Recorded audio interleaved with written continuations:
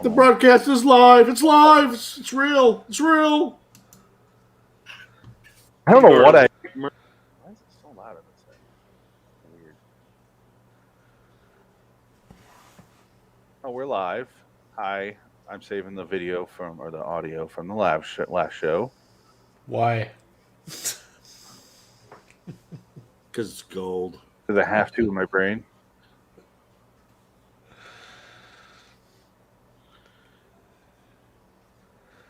Dick, you are certifiable. Hold on. I love it. David, if you can. Because I don't know. I'm holding back. We need to talk. We need to talk, my friend. I'm gathering ye thoughts. I'm so glad I got to share this with you. Fucker. It's so funny. Hold on, don't say anything good because it's I think the 80s midget gotcha. I don't even know, man. Hold on. Let's see if this saved properly. Starting the live commentary one. Here we go. Yay! Makes me laugh. Okay, that saved properly. So let's go ahead and we're recording the podcast. Are we? Podcast. So now we can talk about the actual episode that Dick forced us to watch. 90 seconds into listening to this.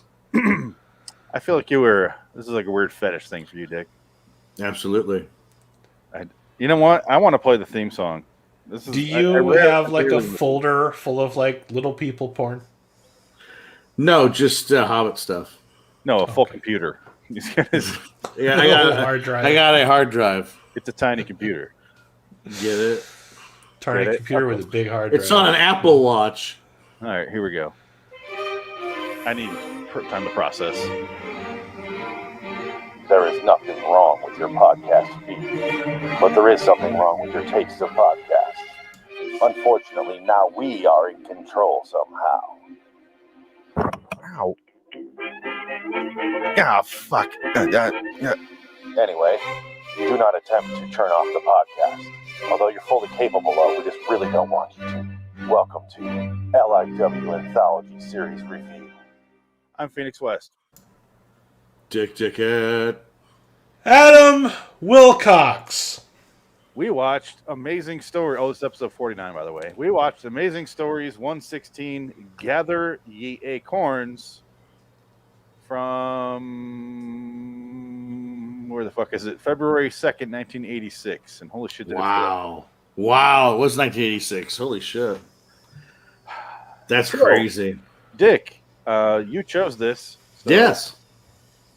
All right, take over. Go ahead. Wait, want me to just give you the synopsis? No, it's your episode. Go ahead and talk for an hour. We'll be back. Okay. So Mark Hamill, this is 1986 Mark Hamill before Joker. Post trilogy hasn't really worked in a long time. Maybe got a few guest spots on some soap operas. Maybe. I can imagine Luke Skywalker is sitting there in his house in Malibu, and he's like, "Oh shit, I gotta pay rent. My mortgage is up. I need to get a job. I gotta gather ye job money, pay for this house." So thank God my wife's a dental assistant. She can pay the bills while I still make money off of the Star Wars thing that I did 3 years ago. I'll do Amazing Stories. Sure, let's do it. Hey, Spielberg's name's attached. Exactly. It's a big show. He probably got paid a pretty good chunk of change for this. This is back in the day when you could get paid big money on a TV show. 5-6 days work? Fuck it. Absolutely. Well, I would say the turnaround on these shows are probably 3 weeks because TV for some reason has to be that long. They don't film that long, though. Yeah, 3 weeks roughly. Depending on what it is, because I think with shows like these anthology shows, they might have 3 weeks. They can film movies in 3 weeks. They're not shooting. Low budget movies, or like, okay, who gives a shit? I don't think they shot Andersonville in 30 days. No, but that's different. But we'll talk about that next. and it'll be Adam's last show. But let's talk about this. This is a sad week. Well, it's fun because it's a show that has mixed messages. Because what's the message of the episode? Be a bum. Ignore your parents. This is sadder than Andersonville for me. That guy's pathetic. Exactly. Okay, so you did the backstory of the episode, why Mark Hamill would do it. I think Mark Hamill is the best thing in the episode by far because he's very good. He's very fine. good in it. He's good. He's not great in the beginning when he's trying to play. He's young, 17-year-old or whatever. Right. Well, he's really 34. When he's in old man makeup, he's fine. Yeah. He did a good job. It was He did an excellent John Hammond impression from Jurassic Park. Yeah. Before John Hammond. So would you say Richard Attenborough was given his cue from Steven Spielberg, who said, watch this episode, and I watched it do what Mark does. Watch this amazing story. It's amazing. It's an amazing story. I came up with a story. Watch this amazing story, Richard. It's my idea. I came up with it. I'm amazing.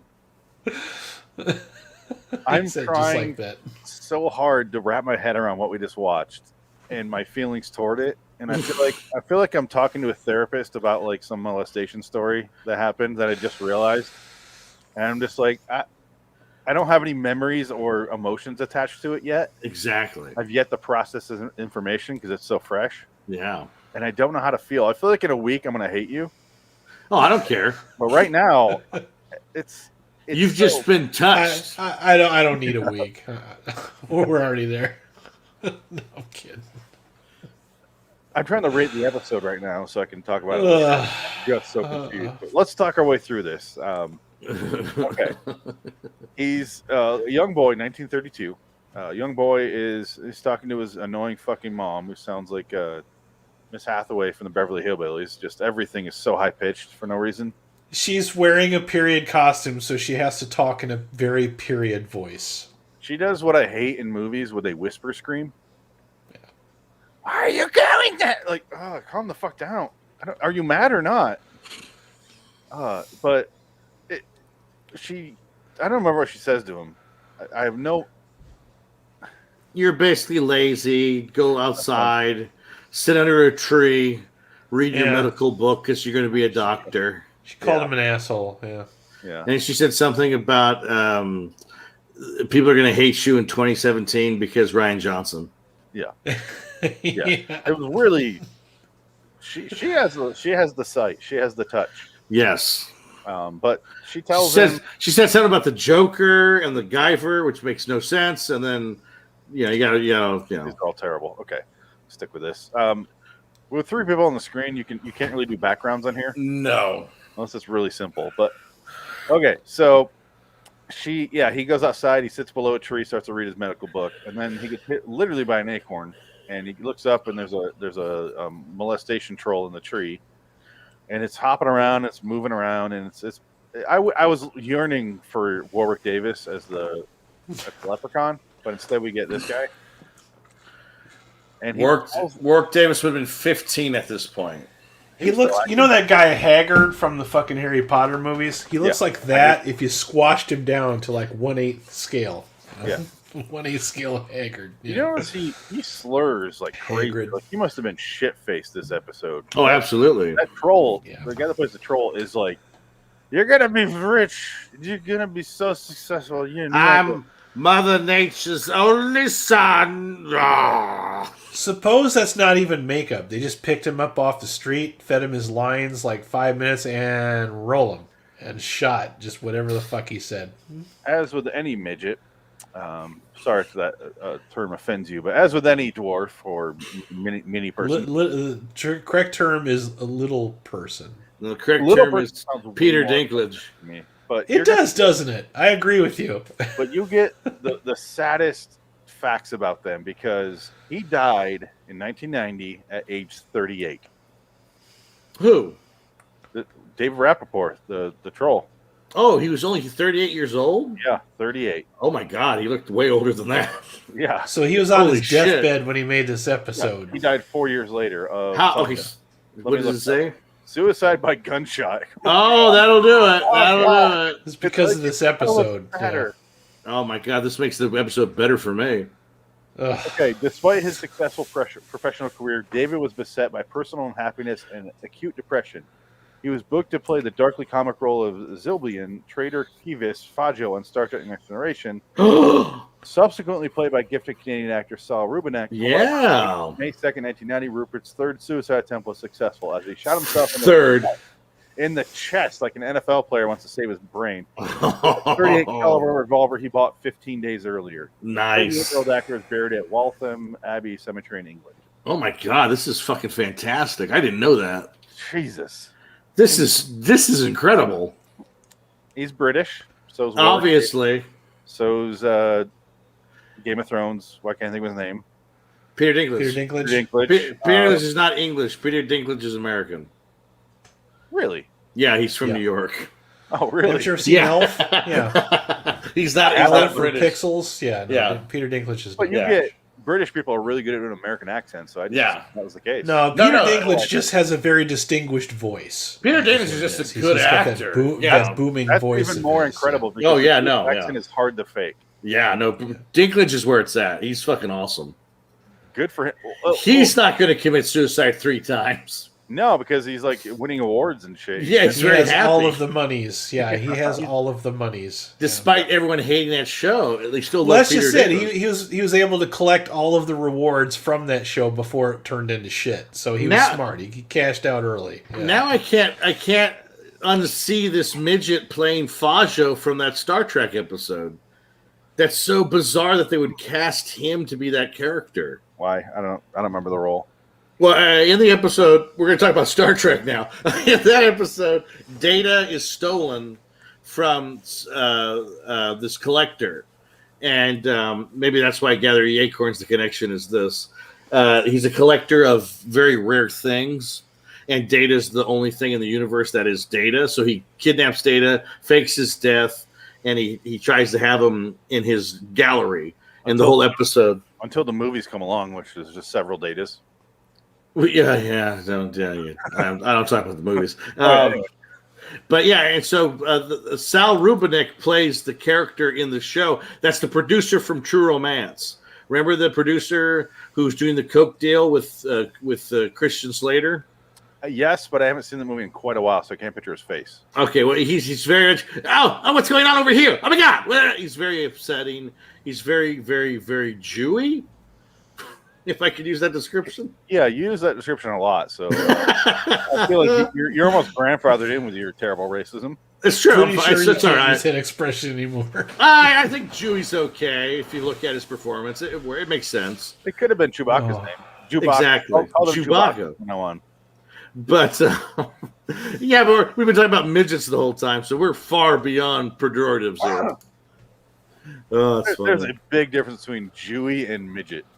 Not really. Not to a midget. Yeah, but depends on the midget. They were called midgets for decades and centuries, and this is Jewy. Yeah, they've been called worse for thousands more years, dude. Yeah. The Jewish people have been murdered by millions. I just thought of the saddest movie ever, even worse than Andersonville, is imagine like Schindler's List, but they're all midgets. Yeah, they did. What would you call it? It's called Under the Rainbow. It's called Under the Rainbow. Would you call it Schindler's Short List? Come on. Yes. It's called Under the Rainbow. It was with Chevy Chase and Carrie Fisher. They did that movie. No, I want full-on remake of Schindler's List. Get Spielberg back on for Amazing Stories. Oh God, there's a comedian that did this. He did this fucking routine. He's like my dream is I want to remake movies. Maybe you were the one that told me this. I want to remake all the classic movies with just all little people, like shot by shot remakes of everything. No, I don't remember what comedian this was. It was somebody famous too, and he just like. There's a whole bit. It sounds like something Norm Macdonald would say. Yeah, it does sound like Norm Macdonald. Maybe it was Norm Macdonald. Yeah. Midgets. Okay. Well, let's get back to the actual plot. The troll tells. There's a plot. Yeah, the troll tells. Well, there's a plot. There's a story. Apparently it cuts. I wasn't aware. I didn't see one single transition that said what year it was. I looked away every single You time. did. No, there did. was no trend. No, there was. I mean, well, the 1932, and then I don't remember seeing another year. 1955 pops up, and then present day pops up. Yeah. So 55 is when they bulldoze the house, right? Yes. Yeah. Okay. And then he moves on. But I think I guess he only stays in the area of Nevada for the next 50 years. Out in the middle of the fucking desert. Yeah. He didn't get very far from Burbank, California. In a shanty that looks like it was built in like 2 days. Well, they clearly built it so they could bulldoze it. Like that's the goal. Okay, here's the transition here from 1932. Here we go.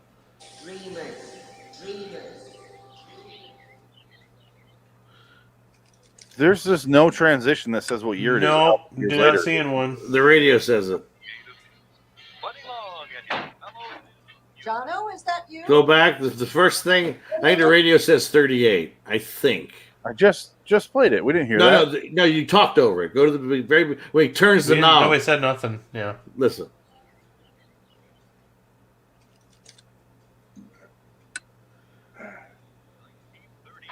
Oh wow! There you go. Told you, man. They really snuck that the fuck in. You there. gotta pay attention, you sons of bitches. Gather ye hearing aids. Holy! Well, they shouldn't say it the first thing when it's still turning up the volume. It's still. You're supposed to be so embraced in the story, in the amazing story. Yeah. On your old TVs in '86, you would not have heard that. Oh God, no. No. So. It would have been like this. Yeah. It's just, the speakers were behind the TV. Like, ugh. You would not have heard that shit. Okay. So, 1938, he shows up. He's a teenager now. They're amazing. Story. Adam, was Blue Man Down better than this episode? Yeah. Yeah, Which one's Blue Man Down again? With a cop that imagines her partner's there. Oh, no, not at all. The other amazing stories that we watched. No, not at all. Yeah, this one's so full of whimsy and love. Even though I guessed that ending 14 seconds into the episode, I still like that more. That's because you have no whimsy. This one is very whimsical. It is 100% whimsy, and absolutely I was not bored for it. No, you're not. You are far from magical. Okay, he's a teenager now. Who knows what age? And then he buys a car. His parents don't approve of that because he buys a car and then quits his job. And all he does is sit there and wax his car all day. It's a big masturbatory allegory. That's all it is. Yeah, he's stroking that car like. Yeah. The one shot, the reverse shot they do, where you see behind Mark Hamill, it looks like he waxed the paint off the hood. It's like, damn, dude, you got to take it easy. You're gonna chafe. You're gonna go blind. Yeah. Yeah. Here's him waxing waxing the car. There you go. You get the idea. Just remove us from the stream. And everybody will be able to see it. Nah. You I can also play it on the screen. Yeah, you can remove us from the stream. Or I can just show it on the. Just screen share it. Yeah. Yeah, I am. Hold on. Gosh. Here's him waxing. But look, you can even see it from here. It looks like he just stripped the paint. No! Wash all the car. Wax on, wax off. Don't forget to breathe. Dick, I want you to take the lead on this plot here. What happened? Okay. Well, he becomes a bum. He works hard for about 5 years, saving all his pennies to buy this car. He's supposed to go to college. He doesn't do it. His father is so angry with him that he kicks him out of the house and tells him to take all his shit and get the fuck out of his house. And this is him leaving the house. This is him leaving, and he's talking to himself, saying, "I'm going to show you. I'm going to be a millionaire." He's gone insane. The world needs more dreamers. Dreamers, huh? Well, right. I am. Here's where I hate Mark Hamill the most. He does a weird voice here. I'll do just fine. He sounds like he's going to burn their house down while they're sleeping. I wish he would have, though. I He wish sounds like he's going to crack and become a serial killer. If this episode would have been done today, he would have killed his parents. We don't see the parents again. He might have. Exactly.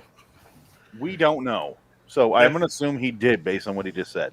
And plus, later he talks about the grandmama. So he had a better relationship with his grandmother than his parents, which is serial killer psychology 101.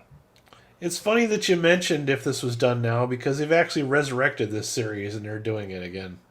I think it got canceled. I don't think it's coming back. Oh, no.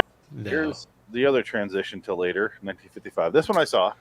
Yeah, that one needed to be consistent through the entire thing. Just wait till the transition of the White bush hair. into the midget. Okay. I did actually like that transition. Yeah, it's not bad.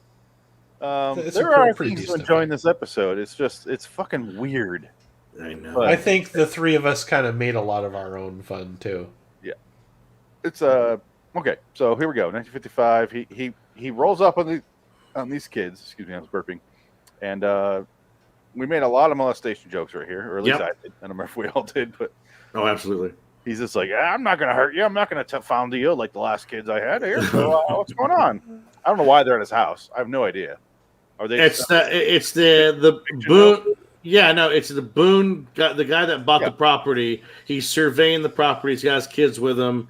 He's checking out this place because it's a freestanding home or a freestanding structure that needs to be torn down. So he's just pretty much putting the eviction sign up on it, basically saying, "Get the fuck out." He doesn't even need to put an eviction notice because it's illegally built on his land. That he Well, there, yeah, exactly. He explains it all in dialogue. yeah, he could have just lit a match and threw the fucker, then drove off with his kids. But Pretty much. Anyway, who gives a shit? But You know, hold on, that shot right there, Mark Hamill reminds me of Torgo. yeah,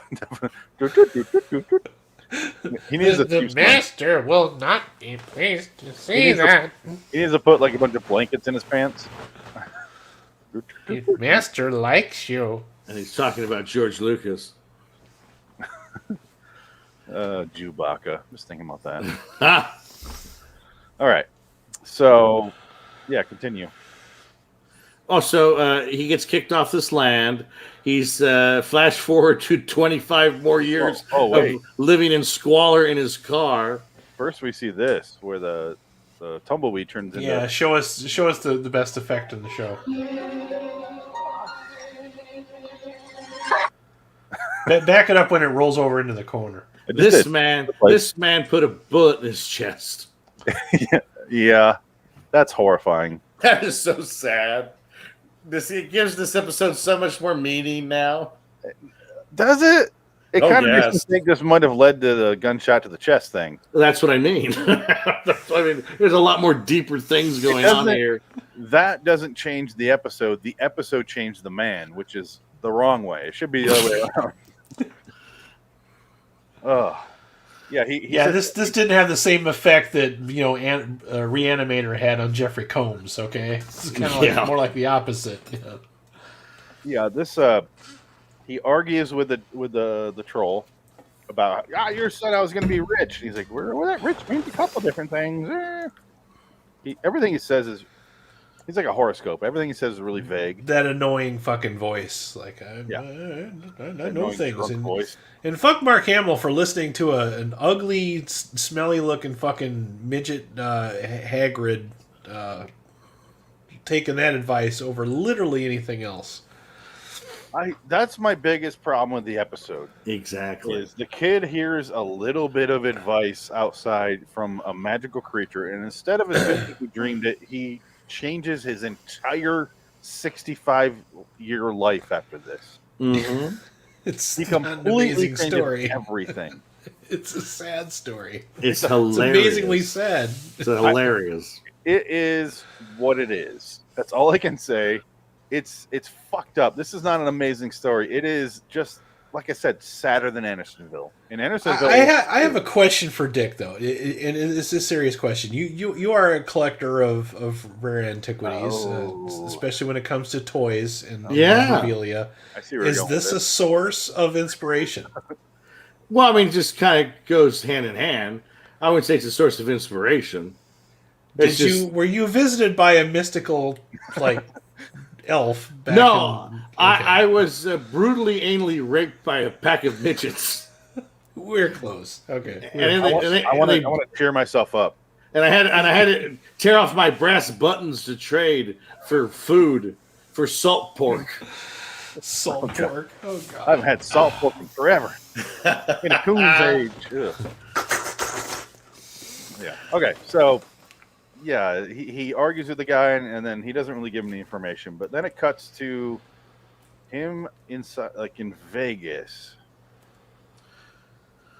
It looks like he's pretty much in Vegas. Like this is the beginning of the makings of Vegas. Oh, where he's out in the desk. You know what Adam and I are saying, right? Do you not agree with us? That there's no transitions. They don't keep it consistent. If you're going to do that 2 times, you have to do it every time. If you show the year stamp in one scene, you have to be consistent through the whole fucking thing. I agree. Either do it every time or don't do it at all, and let us assume when it is, and just show him later. You can't has it both ways. Well, I think the problem was the budget only allowed 2 inserts. That was it.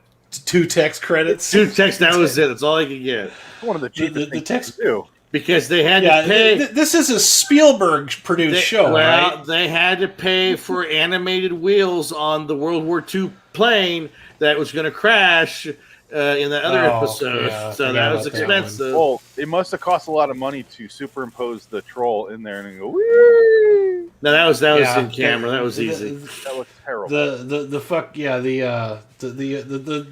tumbleweed effect was where all the budget went, clearly. No, all the budget went to Forrest Whitaker's cameo. Yeah. I think he's really demanding that much money back then. Oh, absolutely. That was after a huge hit. Excuse me. He was in a little movie called, I forgot what it was called, 1982, Ridgemont High. Yeah. Fast Times at Ridgemont High. His tiny role in that movie. Exactly. Yeah, I prefer him in Good Morning Vietnam. You're talking about an Oscar winner here. We're talking about Twilight Zone 2002 host. Exactly. We're talking about you will face the stormtroopers. That fucking guy. You want to kill me? That fucking guy. What are we looking at here? Donnie Darko? You just finally opened it? Did you gather the acorns for Donnie Darko? Yeah, I finally opened it. Dick, your episode has bored him so much that he's now opening up that package finally. That's so sad. That's so sad. What do you think he was doing watching? He did the same thing watching Andersonville. Hey, this is the guy that was putting baseball cards in his fucking things last week. Oh, yeah, absolutely. During my episode. Yeah. No, Adam's episode. During your it was during my episode. Yeah. Oh, don't worry, I'll do something during your episode, Phoenix. Yeah. Well, that's fine. Well, you know what, Dick? Let's coordinate. Let's both do something really obnoxious in this episode. Why me? Do it during Dick. Don't. We're not going to tell you what it is. You'll just have to guess. Adam, if anything, it should be the 2 of us doing it during his. Oh, we're going to do that too. That's going to happen. You've just lost your opportunity because I'm never picking a show again. Oh no! No. That's awesome. I do want that so bad. I think when I asked for my birthday for my girlfriend. Was it on sale? Oh, it's got another fold in there. It was on sale. Yeah. Oh, yeah, it's got another fold. I don't want to rip it. Yeah, you gotta flatten it first. Richard Kelly's first and last movie. I want to see the other side. The other side looks cooler. I like that one way more. Damn, that's awesome. Either one of these would make such a cool fucking T-shirt, man. I want to see if I can get this silk screened on a fucking shirt. It's got what's her name looking in the mailbox. That's awesome. I'm sure that's a shirt. One of the best scenes, man. Yeah. Y'all gonna have the most simple fucking thing, but it's the coolest fucking thing in the movie. Yeah. I'm Mother Nature's only son. I want you to find that shirt for yourself, Adam. My only complaint about Donnie Darko is the stupidness of her having word of the day on the chalkboard and it's cellar door. Cellar door. But you know what? Only Drew Barrymore can say cellar door and sound sexy saying cellar door. Yeah, but it's like so on cellar door. Like, go down to her cellar door. Okay. I like how she's such a fucking flirt in that movie too. She's like, sit down to the cutest boy in a class. Sit down to the one that you like. Oh, Drew Barrymore sounds like Caitlyn Jenner. Hello, how are you? I'm Drew Barrymore. Yeah, nowadays. She has her own talk show, which is fucking weird. Oh, see that? Let's talk about E.T. Okay, so he's trying to get to Vegas to kill himself by driving himself off the Hoover Dam. Love it. Love that bit. He tells the gas station attendant, who doesn't give a shit, I'm going to kill myself. Get out of here, Gramps. Blows smoke in his face. Yeah, and then while he's pulling out his pennies out of this, looks like a Christmas mug, Zoe and Emily Deschanel's mom pulls up, and I don't know why you're laughing. That's literally her. Is it really her? Yeah. Oh, I thought you were being kidding. I thought you were kidding. No. Oh. Watch. It's what's her name? Mary Jo Deschanel. Oh, wow. So that must mean that's Caleb Deschanel's wife. Yes. There you go. Oh my God, that picture is no help to her. Is she you know what she looks like? She looks like Keith Richards in that picture. Go back to that again. She's in The Patriot? Mother of Zoe and Emily. There you go. Mother-in-law of David Hornsby. I fucking love David Hornsby. It's Always Sunny. Oh God, yeah. Wait, David Hornsby. Which one's that? He plays. He's not related to Bruce Hornsby, is he? No. Okay. Who's the guy? Who's David Hornsby? What was he in? He's on It's Always Sunny in Philadelphia and their new show Mythic Quest. That's not helping me. He's fucking. You don't watch It's Always Sunny in Philadelphia? Come on, you love that show. No, I've seen it. Yeah, but I just don't remember him. He's Cricket. He plays the priest that turns into a homeless man. Okay. Yeah. He's great. He's also a writer in that show. He writes all the best episodes. But anyway, he pulls out that little mug, and then Mary Jo Deschanel pulls up, and then she wants to buy this fucking thing for $10,000. She says 10, and he's like, "All right, $10 will do it. I can drive and kill myself." And this side note: is he playing John Carpenter in this moment? It's his John Carpenter body bags cosplay. I don't know. He looks like Santa. He does look like Santa, yeah. Well, he looks like Richard Attenborough. He looks like John Hammond. He looks like a combination of Richard Hammond or Richard Lynch playing Santa Claus. Yes. Oh my God. Hold on. Can you guys settle a debate? Because why can't I think of it? Mike doesn't think, or Mike on Red Letter Media thinks Richard Lynch looks like David Bowie, and Jay really disagrees, and I'm like, he looks exactly like him. There are some pictures of him where he looks like David Bowie, and then there's some where people mistake him for Christopher Watkins, which is why they always say if you can't get Christopher Watkins, you get David Lynch or Richard Lynch instead. Yeah, he takes all the roles that Christopher Watkins isn't available for, and the funny connection to that is actually A View to a Kill is Christopher Watkins, but was supposed to be David Bowie. David Bowie declined, and the reason David Bowie declined is because he can't stand Roger Moore. He's afraid of him. He thought Roger Moore was an insufferable son of a bitch. I'm afraid of you. I am. Apparently, Roger Moore's a big Bowie fan, and he just became an obsessed psycho stalker fan, and Bowie wanted to stay away from him. He would show up at his house. He was hiding under tables and shit. Yeah, it was the funniest fucking story I ever read. I'm like, oh my God, that's hilarious. It made me. That was his legit reason for declining James Bond. I want to see that movie. It made me love. It needs to be in a movie. I love David Bowie so much more because I can't stand Roger Moore as Bond. He couldn't stand him either. Yeah, so all his movies are fucking terrible. Yeah, apparently, Roger Moore is about as stuffy as a stuffy British upper class twit as you would think he would be. So was. Yeah, he's in the ground. He's in a 6 feet under now. Yeah, he thought it was kind of cool, and he hung around, and then he just kept coming back. Finally, David Bowie starts hiding, not answering the door. He was literally hiding behind furniture while he's at the door. I read that scene. I love that fucking story. God, that's amazing. I want get the guys that do from number 9. Get them to make that movie. Oh, I want. Those lists that always come up. Those lists that always come up, you say, well, if you could just spend an afternoon hanging out with somebody, talking to him, Bowie, man. I just want to hear all the fucking shit that I don't already know. You just asked him about Roger Moore stories.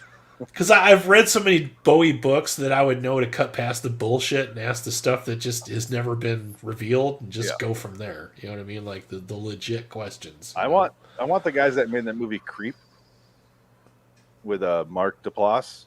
Remember that movie?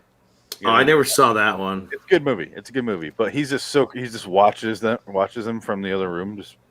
I want that director to make this David Bowie Roger Moore story. That'd be hilarious. Turn on your fucking camera. I don't like looking at myself sometimes. Don't look at yourself. It's hard not to. I'm gonna turn him off because I don't. Okay. Okay. I wasn't mad because we don't love this episode. No, I wasn't doing other stuff on my phone while we're talking about this. Yeah, obviously. So well, I don't know what you're talking about. He drives his car into Vegas and then he sells all his stuff to some guy for $200,000 who's really excited about having all this. Oh, we got some a Twilight Zone glycerin on his head here. Oh, big time, yeah. Yeah, there we go. Man, I would say the makeup's pretty good, pretty solid. Yeah. Usually this looks awful, but this you cannot tell that that's Mark Hamill in there. I literally had to ask. Not one bit. Mark Hamill. Couldn't even tell. Like I keep thinking he's going to try to sell me a flea circus. You know.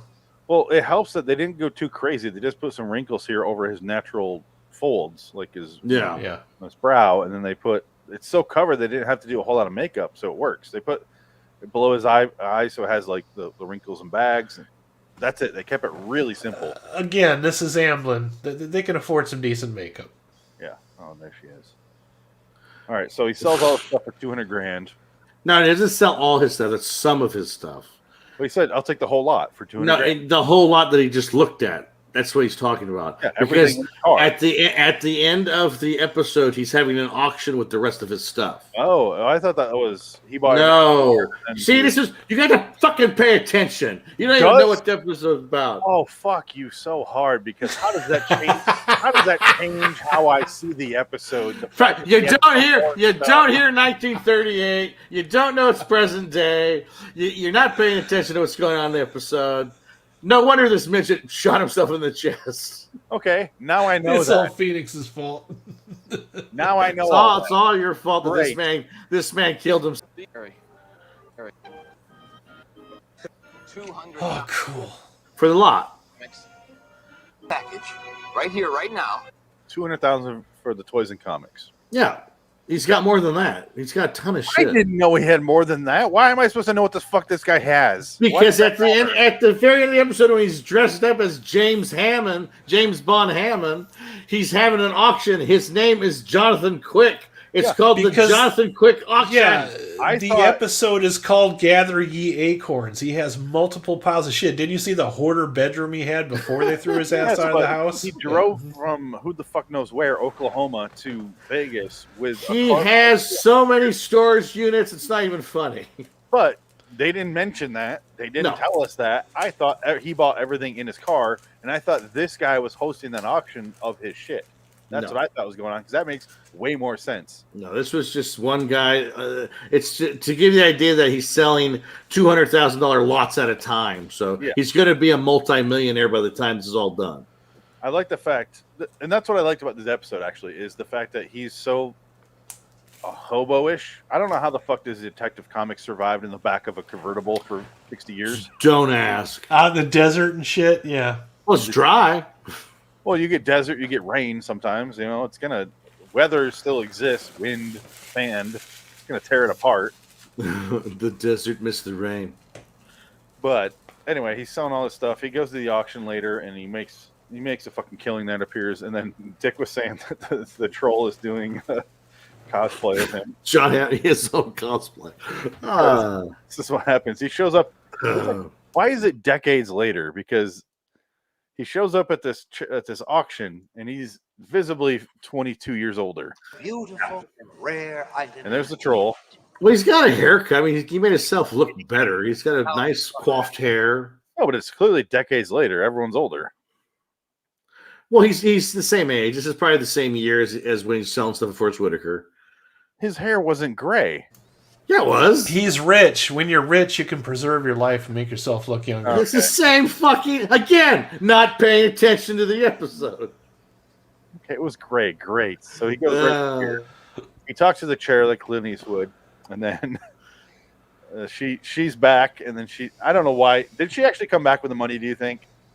Because she drives off and is like, I'll come back with it. Is that the same person, though? Yeah, it's the same actress. Is it the same actress? Yeah. Yep. You didn't pay attention. I was going to say. You walked right into that. There you go. I told you. No, it's funny. And it's a nice capper to the episode because the midget is a love matchmaker too. And then at the end, they're walking off together, and it says $200,000 is the starting bid for his 1938 Studebaker. And then the middle midget goes like that. And he goes, 200 to the man on the stairs. Yeah, but ready? See, What an honor. Jonathan Quick. Francine Gazetta. that's her name.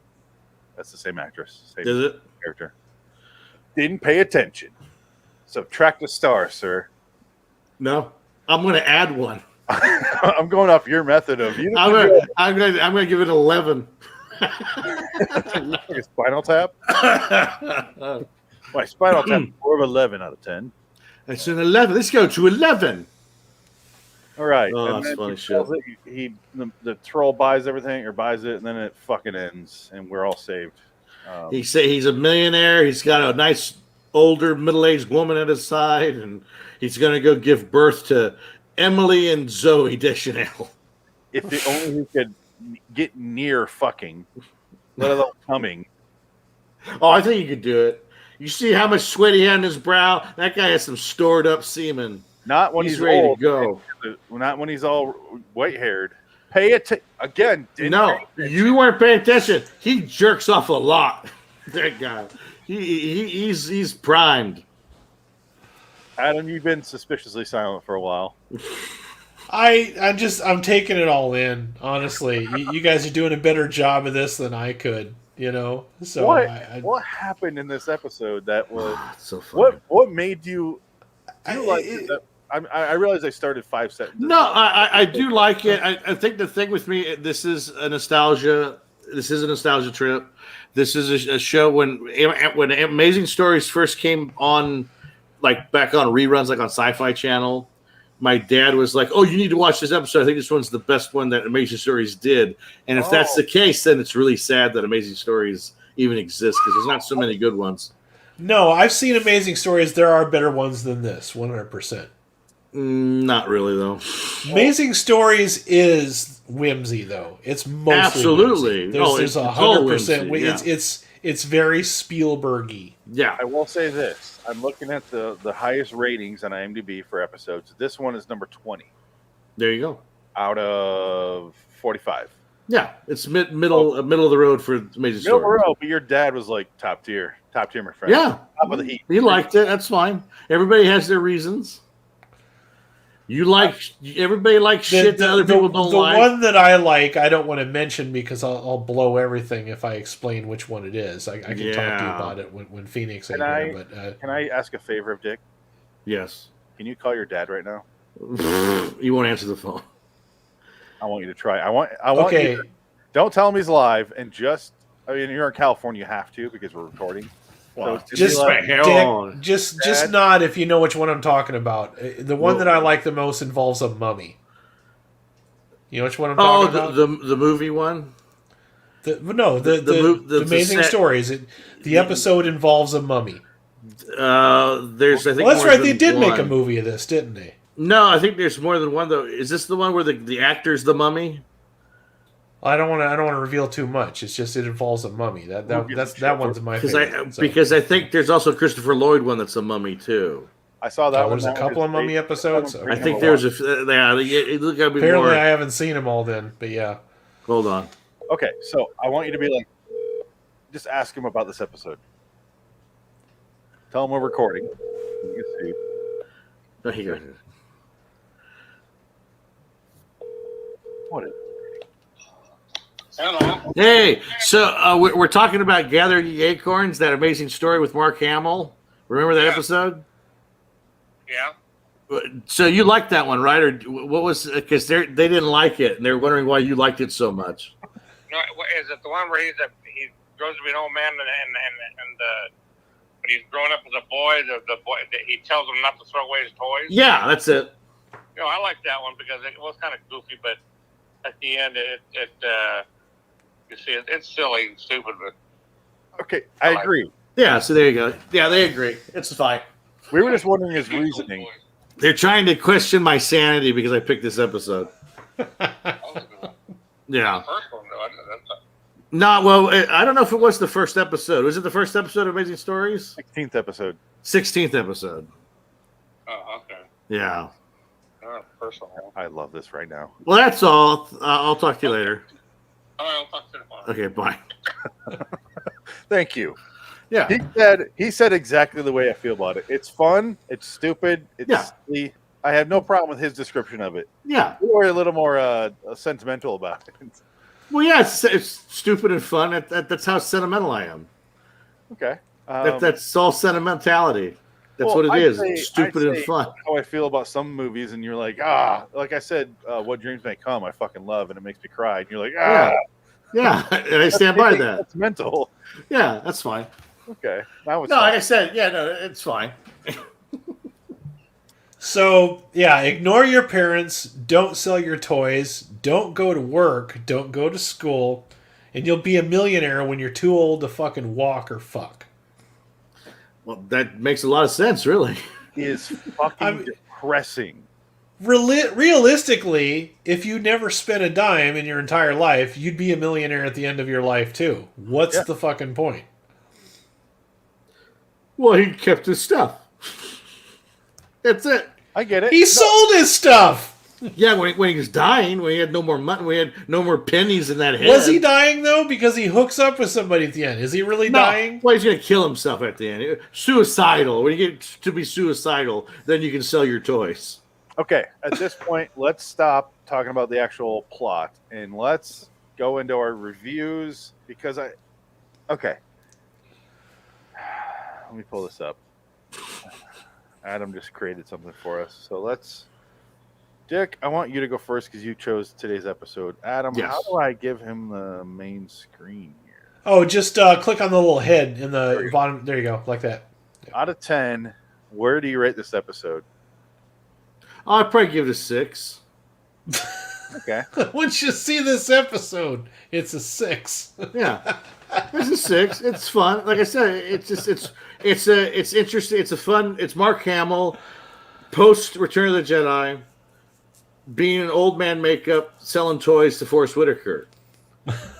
It's funny. That's all it. I need to know. That's all I need to know. And now knowing the story about the midget, I give it an 8 out of 10. It's great. 8 out of 10. You retroactively changed it to an 8 out of 10. Just for the midget story, the reality. Because that makes it even more darker and fucked up. Like, this would have been more fucked up if as he's driving off the Hoover Dam, the troll's like, wait. All this stuff is worth someone's in the water and he dies. But they're falling as the midget says it. Yeah, I'm saying. I told you to wait. No, I should have been more clear. Okay, Adam. It's very middle of the road for me because it's the story kind of meanders a little bit for me, and these are supposed to be amazing stories, and it's not really that amazing for me, at least. I hate shit with trolls in it and stuff like that. So yeah, 5 out of 10 for me. That's what I'm going to leave it as. You got pretty good at gauging Adam's reactions. Yeah, I didn't hate it. I didn't love it. It's not going to be rewatched anytime soon. So yeah, 5 out of 10. Yeah, lots of mixed messages here. Ignore your parents. Don't sell your shit unless you're at the absolute end of your fucking life. And then your shit is going to be worth so much money that you'll instantly have everything when you're too fucking old to enjoy any of it. That's sadder than this. Yeah, it really fucking is. Yeah, I agree with you on that. You know how much that DVD sells for? You know how much I bought it for? Amazon, it goes for $44 right now.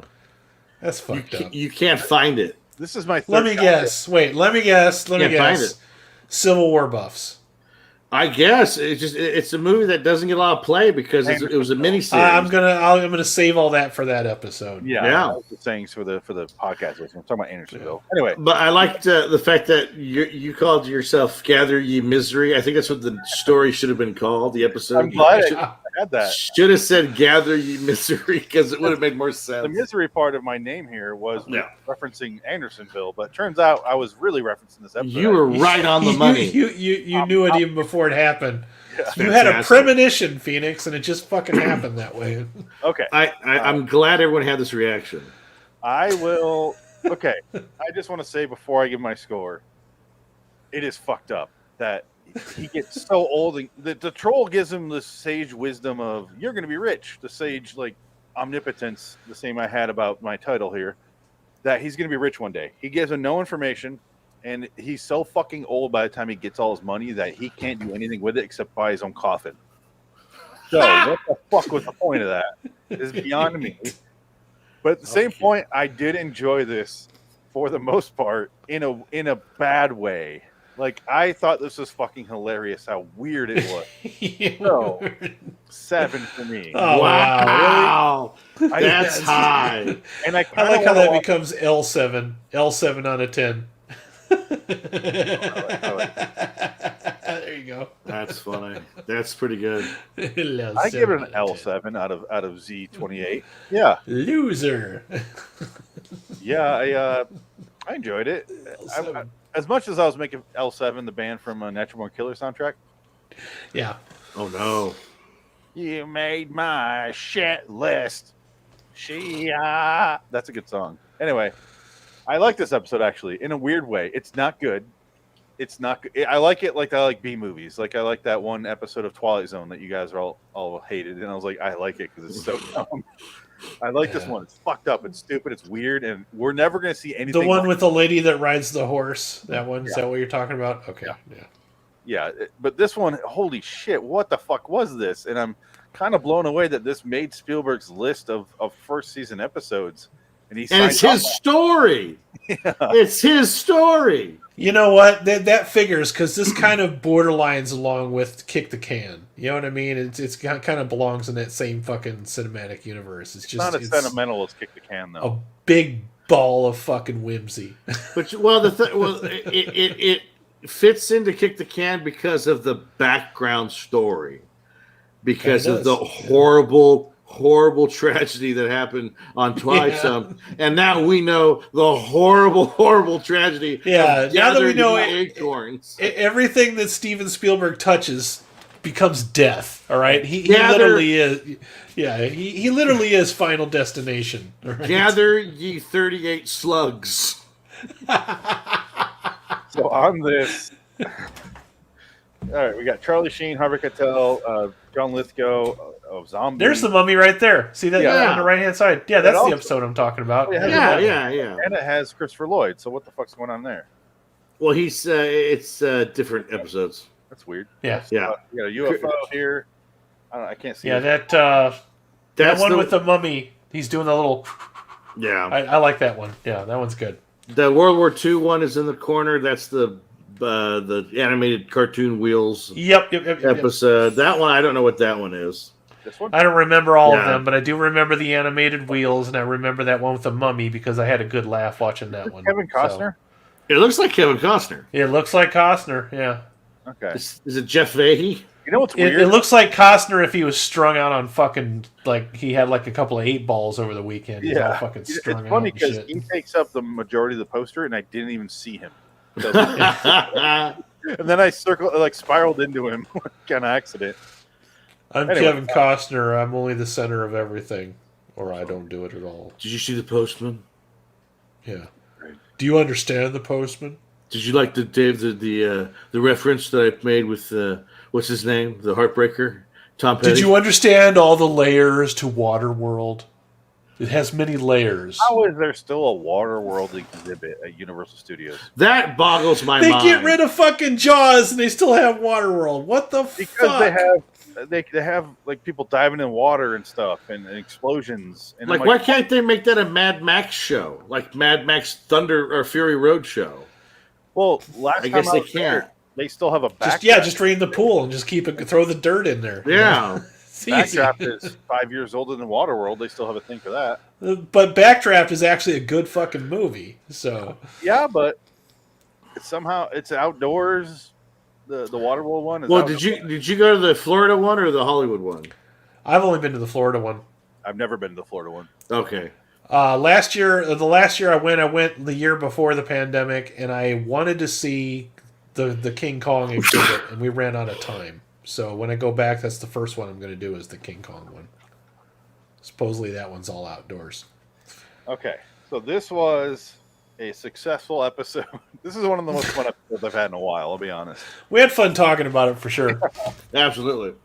And we talked about it consistently. We didn't go off track like we do with a lot of things. Like I start talking about better stuff. Yeah.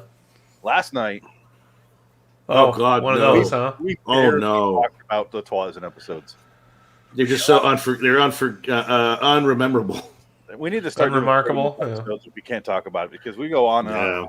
And of course we have Frank who just rambles on about God, no. Boats and planes and guitars. Yeah.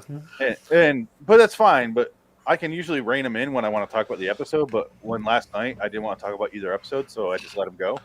Yeah. I'm like, I have no control here because I don't want to have control because these episodes suck. Yeah. But tonight, this is a fun episode. I am glad you showed us this. It makes me wonder why you showed us this, though. I think it's deep inside the dark mind of Dickhead. That's why I like that we have a round of choosing because we get weird shit like this because I can't explain this episode or my thoughts about it. Yeah. Tomorrow I could wake up and be like, I'm going to give it a 2 or I'm going to give it a perfect 10. And then, you're going to wake up, nature's favorite son! Yeah. I feel like that troll's going to show up in front of me, all superimposed and faded. I'm actually frightened at what Phoenix is going to pick. I have nightmares thinking about it. He's going to find something to just torture us. Oh my God. That's funny. If I do, it's going to be like an episode of Are You Afraid of the Dark at worst. Okay. Because I grew up on that show. I want to watch that show. I want to watch that again. I haven't seen that in forever. That's just okay. That's interesting that you brought that up. You grew up on Are You Afraid of the Dark? Yeah. Hold on 1 second, Adam.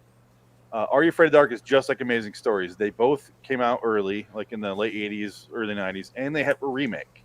Yeah. And they're both still on the air, technically. Pretty much everything has a remake now. Exactly why I like Friday the 13th series. Exactly the same reasons you just said. It came out late 80s. I have a big nostalgia trip for it. I used to get all excited about it on the weekends. It was like a ritual. And But I know episodes of Are You Afraid of the Dark aren't good. There's a huge... I don't think it's good in any way, but I'm like, there's some bad F-13 episodes for sure. But you're that close with it. You got to call it F-13. Not all of them are bangers, man, but there are a lot of good ones as well. It's about 50-50. Hey, and you showed us a video where she gets wicked naked. That's not a Friday the 13th episode, though. That's a movie that she was in. That was literally the last movie she did. I said you showed us a movie where she gets naked. Oh yeah, I didn't. I didn't watch that. I should watch that then. Oh yeah, I time stamped it because I was reading her Wikipedia and it mentioned something about that. I'm like, oh, I'm gonna have to research this further, and I'm like, oh, okay. He's looking to share this with everybody else. Yeah, there's like 3 or 4 times in that movie I skimmed through it and I was like, pause. It's it's a very Skinamax movie. I didn't realize she also sang that song. Night in Bangkok makes it. Well, she didn't write it. Murray Head wrote it, and when Murray Head released his video, she released hers at the same time. Yeah. So, but that's a Murray Head song, and she covered it. I don't know who the fuck Murray Head is. So nobody knows who the fuck Murray Head is because Murray Head had that One Night in Bangkok song, and then he fucking vanished off the face of the earth. Nobody knows where he came from or where he went. But those 2 songs when they were out were pretty popular. Oh, whatever I put in the fucking, I don't remember now. That was like 2 or 3 days ago. 18. Yeah, if you scroll back up through the chat, you'll find it. Yeah, it's right. It's right with the video we sent. Anyway, Dick's looking at titties right now. So let's end this episode. We will not be back next week. We're taking a week off, but we'll be back on May 19th for our 50th episode, which might not be the 50th by the time we get there because I have to do 2 Tales from the Crypt episodes, unfortunately. So to be determined what episode number it is, but we're watching Inside Number 9, Yay. episode Yay. 500, because it's not an official episode, called Deadline. It's their only live episode, and it sounds fucking great. And I still implore you, do not look up any information on this episode. No, yeah, you want to not. go into those as blind as possible, and I will do that. I will adhere to that. Well, before you got on, Adam, Dick and I were talking. He said he found all the episodes of that show on HBO Max, and he's like, he said he wants to watch it, and he didn't. And I'm like, dude, don't watch any, because I want to watch these all together fresh. Yeah, because I was actually with you when you were talking about it. Well, you mentioned that, like, I think last week too, and I was like, oh fuck, I want to watch those, and you're like, no, dude, let's watch these together. I'm like, okay, fine, it's no problem. We're gonna get to it every. I don't. The problem with having the Creep Show on there is we only get to watch half as many Inside Number 9s as we did normally. Yeah, but I also want to watch Creep Show, so yeah, I do want to watch Creep Show some more. It's a sacrifice, but Inside Number 9 is one of those I'll probably go back after we cover all of them, and I'll watch them in order of when they came out, just to enjoy the development of that show. I asked for some Twitter suggestions for Inside Number 9 episodes. We had a guy named Penniless at Miriam W534700164 suggested a bunch of episodes. So I have a nice list going here. Cool. Thanks, man. Appreciate it. Yeah, and I also got some Creep Show episodes. I went through them. I'm like, oh, that one looks interesting, and I got a nice collection of those too. But that's just me choosing. So, anyway, let's get out of here, guys. Let's talk about. Unfortunately for Adam, let's talk about Andersonville, John Frankenheimer review show. LIW John Frankenheimer review. I will just say LIWstudios.com, at LIW Anthology Pod for this show, at LIW the TZ review for our Twilight Zone show. And that's it. Just LIW Studios.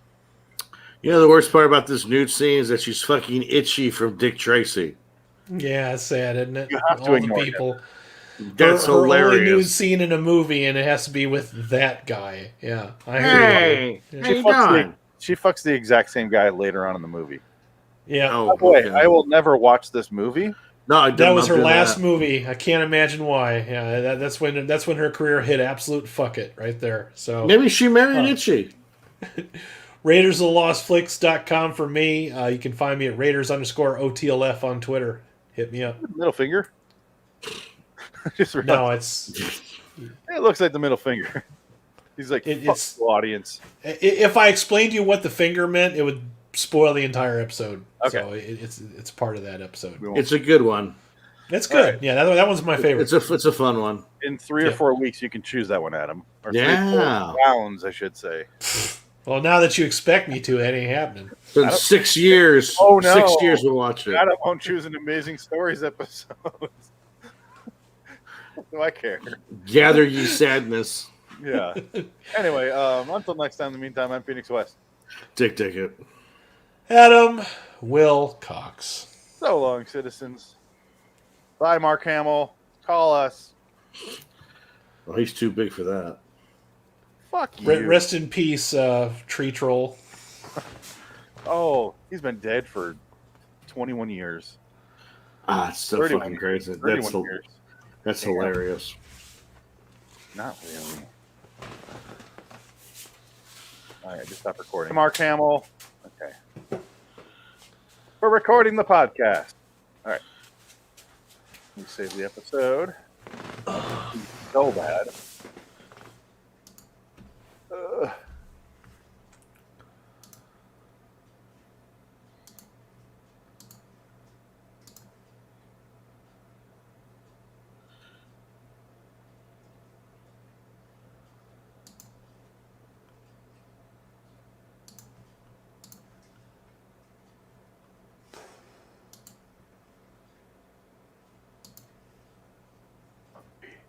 I'll be back. Or not.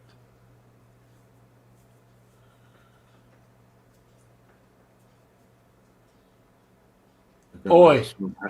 I think it's how you spell Frankenheimer. I don't ever spell it right either. Frankenheimer? Maybe. His name is my name, too. You spelled it right. Yeah, I thought so, yeah.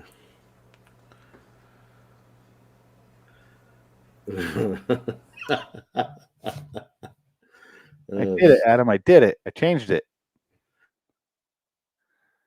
Let me get rid of the 10 out of 10 though. That's still up there.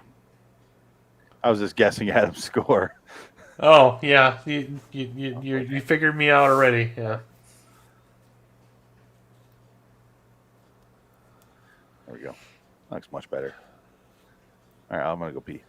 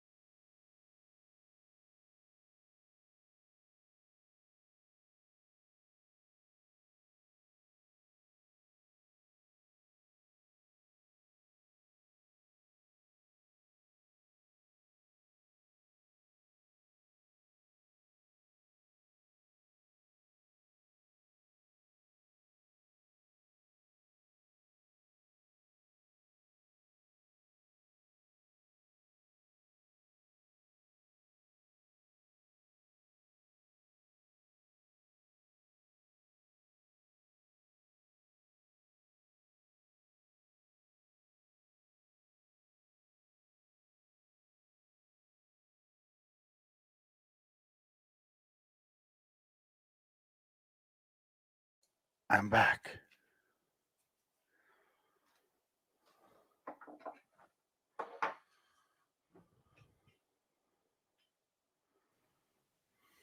Did you bring some salted pork? I did. And some weird bread scraps. Yeah. I'm going to be patient with Adam. You can hear me now, I know. Be patient. I like how Biff Tannen was Civil War's general. Uh,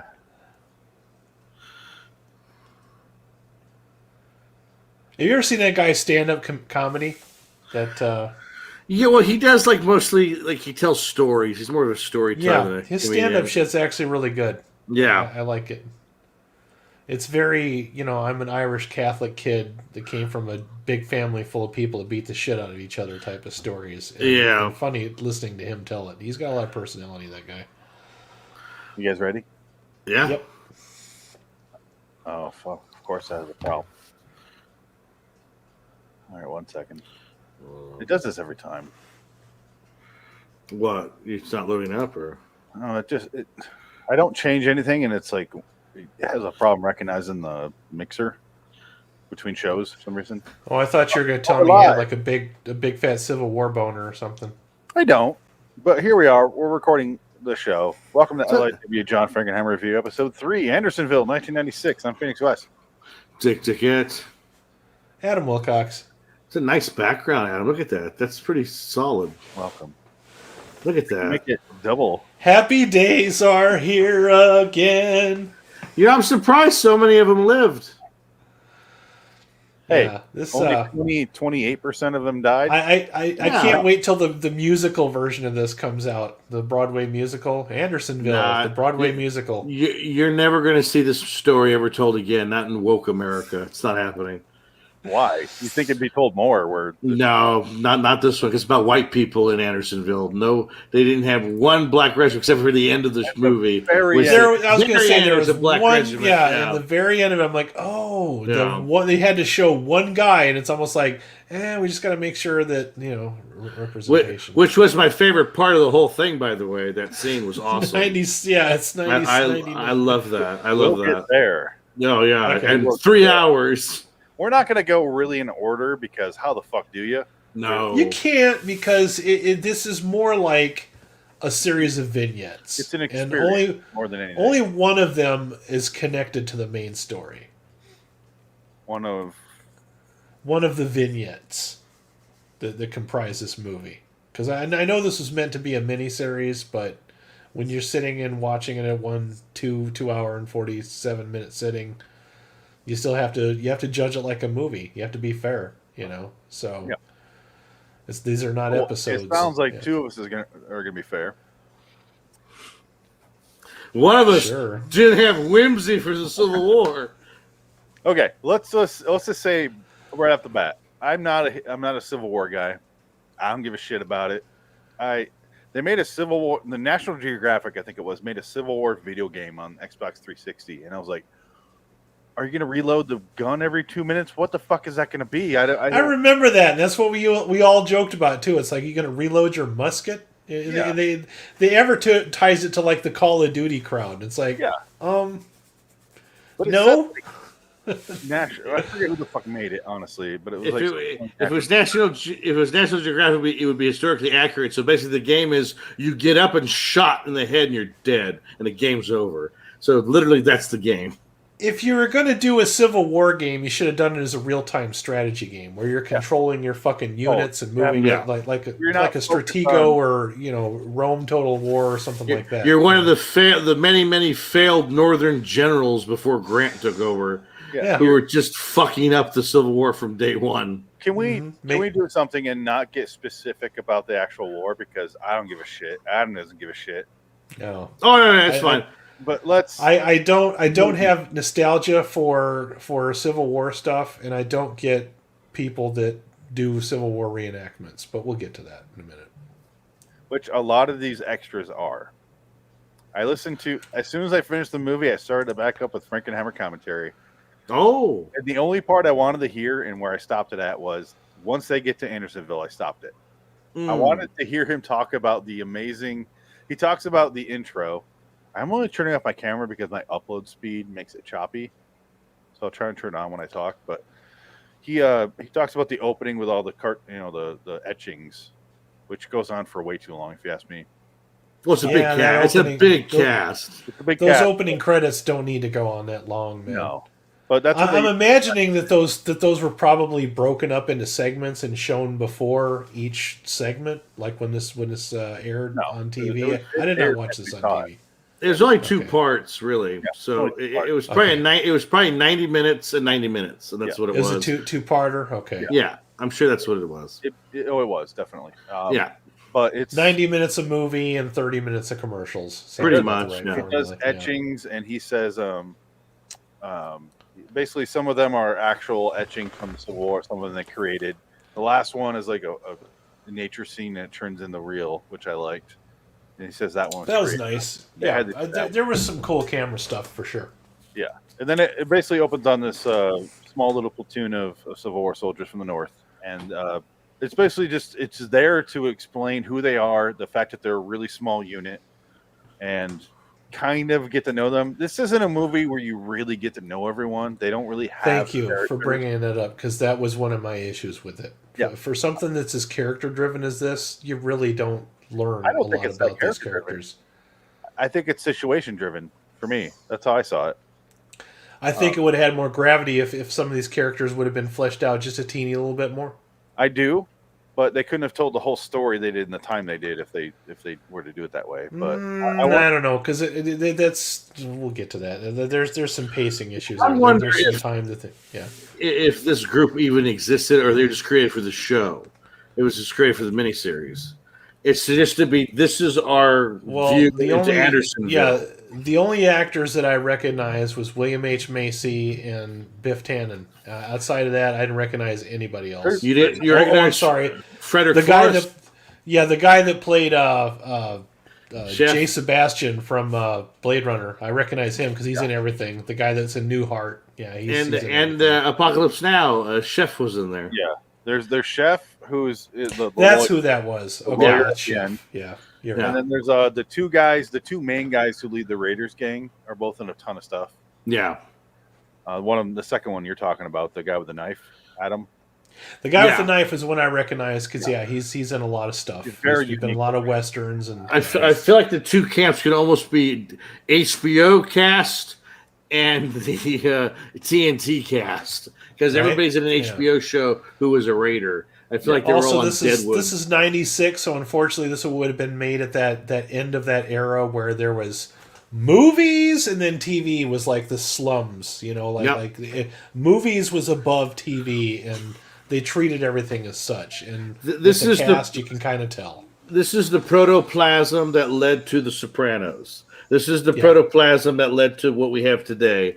With Right. now everything looks like a TV show, though, so it sucks. But we now know- you can't tell that sometimes Yeah. the TV shows are better than the movies. That happened Well, in the late '90s. Yeah, so Not even- well, right just- around this time frame. Yeah. Not even that. Just none of them have any cinematic value. There's like no grand shots. They treated everything very like it was simple. TV. Now that's one thing I'm glad to say this does not have. It is definitely treated with cinematic quality for what you can show. Yeah. There's not a lot of like really cool stuff you can do in locations, because what you see behind me and in my background is all you see for most of the fucking movie. Yeah. Except there's a really, really cool shot at the end that's like a tracking shot of everything. And that was really the best thing he could do. If I was him, I don't know if I could do anything else other than that. So The reason I love this so much isn't because I think it's like an amazing movie. I like the fact that he did all of this for TNT, and it was this made-for-TV movie, a miniseries. But think about the miniseries that came out then. It was a lot of Stephen King stuff, and this is so much better than the Stephen King miniseries that were coming out at the time, like Langoliers. Well, this was Langoliers, this was the sequel to Gettysburg, basically, because I read about it, and I guess it was produced by Ted Turner. Yeah. And Ted Turner wanted the Gettysburg director to direct this. And the Gettysburg director said, I'm fucking Civil War'd out. I don't want to do it. So John Frankenheimer was the second and only choice to do it. Yeah. They wanted And that knew how to shoot an actual movie. Yeah. They wanted And- it to look more like a movie than an actual miniseries. And this is the point where Frankenheimer for the next 10 years, he's doing cable movies. Yeah. Like this is his career where he's doing it. He does the George Wallace movie. He does a few other now TNT that's a movies. good fucking movie. George He- Wallace, I love that. He one. does a few. He does a really good. There's a lot of good movies that he directs for TNT actually, He because did, that was a TNT movie. well, George Wallace was TNT. Yeah. Half the War was HBO, and that one's really fucking good. Yeah, that's a good one too. Yeah.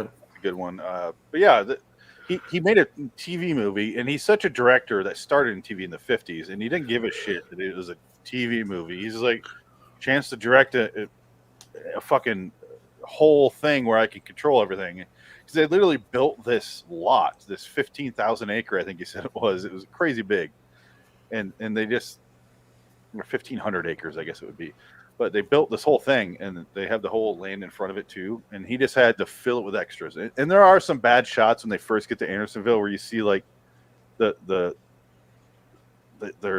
side people on the side are kind of like moving. You're like, oh, that looks bad. And the train's coming through, and one of them it's computer animated, and the next one is a fucking full on model where you see a bunch of like teepees and wigwams, and I'm like, what the fuck? It's charming. But anyway, the soldiers get taken by the South, and they get taken hostage. And one guy stands up and gets shot, and they're all like, "Oh God!" They freak out, and they eventually get taken to Andersonville. That's the basic setup of the movie. Well, that's the setup that the Southerners aren't fucking around. They basically said, "Don't get up."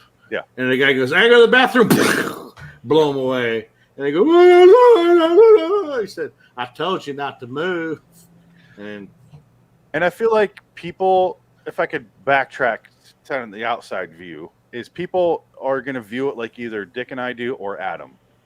I was reading some reviews that came out in 1996 when this was airing.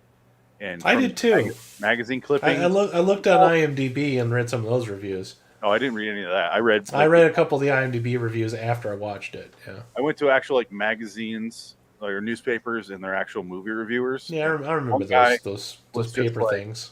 This is so stupid. Everything sucks, and it was like so negative. And I'm like, wow. All right. And the next guy's like, this is what it is. Like it does portray the Southerners as like super, super aggressive more than they actually were. But this is what the atrocities were. Like it might not be historically accurate, but this is what it was like in there, and it's a good story. Well, I think historically it's pretty accurate. I wouldn't say that's not inaccurate, because it's not inaccurate, because they don't just make the Southerners look bad; they make the Northern look bad because of the Raiders. And they do enough where the Northerners look bad because he was not willing to do the prisoner exchange. That was the worst atrocity in this entire miniseries. Well, none of this would have happened if it wasn't for the prisoner exchange. Yeah, but that's all true, though. That did happen. Yeah. And the problem was the whole thing about the Civil War. Again, don't want to get into the story, but it works for the story of the movie. They said it's a war of attrition, which means they're not going to stop until every single one of them is dead. There is no surrender in that. Yeah. So that means they're going to fight until every single man, woman, child is dead or captured. And that's what the South did. And the only reason the North won was because we had more people. We just kept throwing wave after wave after wave after wave until it was that bad. Like it was hundreds of thousands of people dead for no reason. It's the stupidest grinder. It's a fucking awful war. It's probably the most embarrassing. That's why when I told you guys, I'm like, I'm not looking forward to watching this because I've heard things about Andersonville, and it's like this is like one of the most horrible things. It's like we're coming off of 2020, where we're practically on the cusp of civil war as it is again. All right, we haven't learned a fucking thing from this one. Okay. No. And that war was started over way less than the shit that we're yelling about now. So it could happen again. All right, I'm just saying it's one of those things that we wish we could go back and undo. You know what I mean? Like you said, it's a stupid fucking war. I mean, all wars are stupid, but this is one of the worst fucking ones because it's people fighting against their own relatives. I mean, it's that fucked up. Well, it became they thought it was going to be a lark at the beginning because they thought, it's the last 2 weeks, we'll get over it, and it ended up being one of the worst things that ever happened in American history. And it became about slavery, not at first, but then it did become about slavery. And rightfully so, yeah, slavery, awful shit, had to be taken out. We tried to do it before, it didn't work out politically. It's just one of those things. It had to take 100 years to get thrown out. It's just the way it is. Shit happens, and it sucks, but it's just. But there was a lot more free people up in the North, though. But they were still treated badly, but they were free. So, there's 4 million slaves altogether at any given time. At the height of the Civil War, there's 4 million slaves in the South. I told you guys that I was not looking forward to watch this. I said, this is going to be a very long movie about people suffering movie. Just people suffering for fucking 2 hours. And there's a lot of that in this. I'm not going to say that that's all this was, because Phoenix says try to watch it with an open mind, and I promised him that I would watch this with an open mind. There are about 3 scenes in this movie that I loved. that Oh elevate yeah, it for me. there's some good stuff in here. Yeah, it's good. It's There's very some good stuff, yeah. but my problem with the movie as a whole is the 2 hours and 47 minutes of suffering, just feeling like in a complete bummer of a fucking mood finished watching this. All right, and then the fact that there are those three things that I mentioned, only one of them is connected to the entire overarching story. The other two things are just things that happen in the middle of this. So it's almost like this is just a series of vignettes rather than just one story. Like you take something like, okay, Shawshank Redemption, which I love. Like I'm not really big on prison movies, but Shawshank Redemption and Stalag 17, especially Shawshank though, it's one story. It's Andy Dufresne's story. It's all centralized around him. Everybody else is integral to telling Andy Dufresne's story. And you're watching that for the first time, you're thinking, okay, something really bad happened to Andy Dufresne, because why is Morgan Freeman telling us this story, and why are we hearing all these things? So you think something really fucked up is going to happen to him by the end of the movie. All right, so you're hanging on wondering what exactly that is. So it's focused on that one thing, whereas with this, just a series of different things that happen. One of them is paid off. To go off what you're saying there, I agree. I see why you see that. I do. Dick was laughing because he saw my face, but I agree. I agree with everything he was just saying. My thing with this movie, though, is Andy Dufresne in this movie is Andersonville. It's not about the characters themselves. It's the story of Andersonville. It's not a story of the characters in Andersonville. The characters are there to show... But it's not really the story of Andersonville, because we don't really... Like, the movie... Like, we know about Andersonville and everything. Like we've been taught it in school. All right? It's in books. It's been in numerous documentaries that I've seen. But they don't really tell you how Andersonville got started or anything like that. So you can't really say it's about Andersonville. It's just... It's this unit's experience being in Andersonville. But this unit that we spend most of the movie with...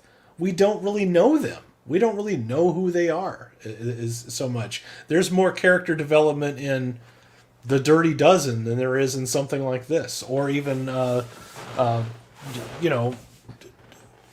Redemption. So it just would have helped if we had just a little bit more character development. And also, I thought the performances were very flat in this. Very. I won't disagree with you about the character thing. I understand that, but that's a different movie.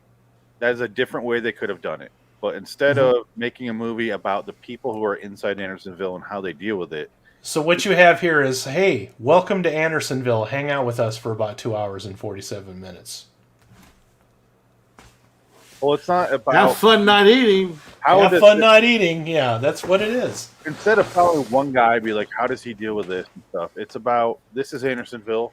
And this is what this movie's about. It's called Andersonville. It's not called the Great Escape Part 2. It's not about how these characters get out. But it's funny that you brought up the Great Escape, because that was one of the things that you compared this to, and that's not what this is.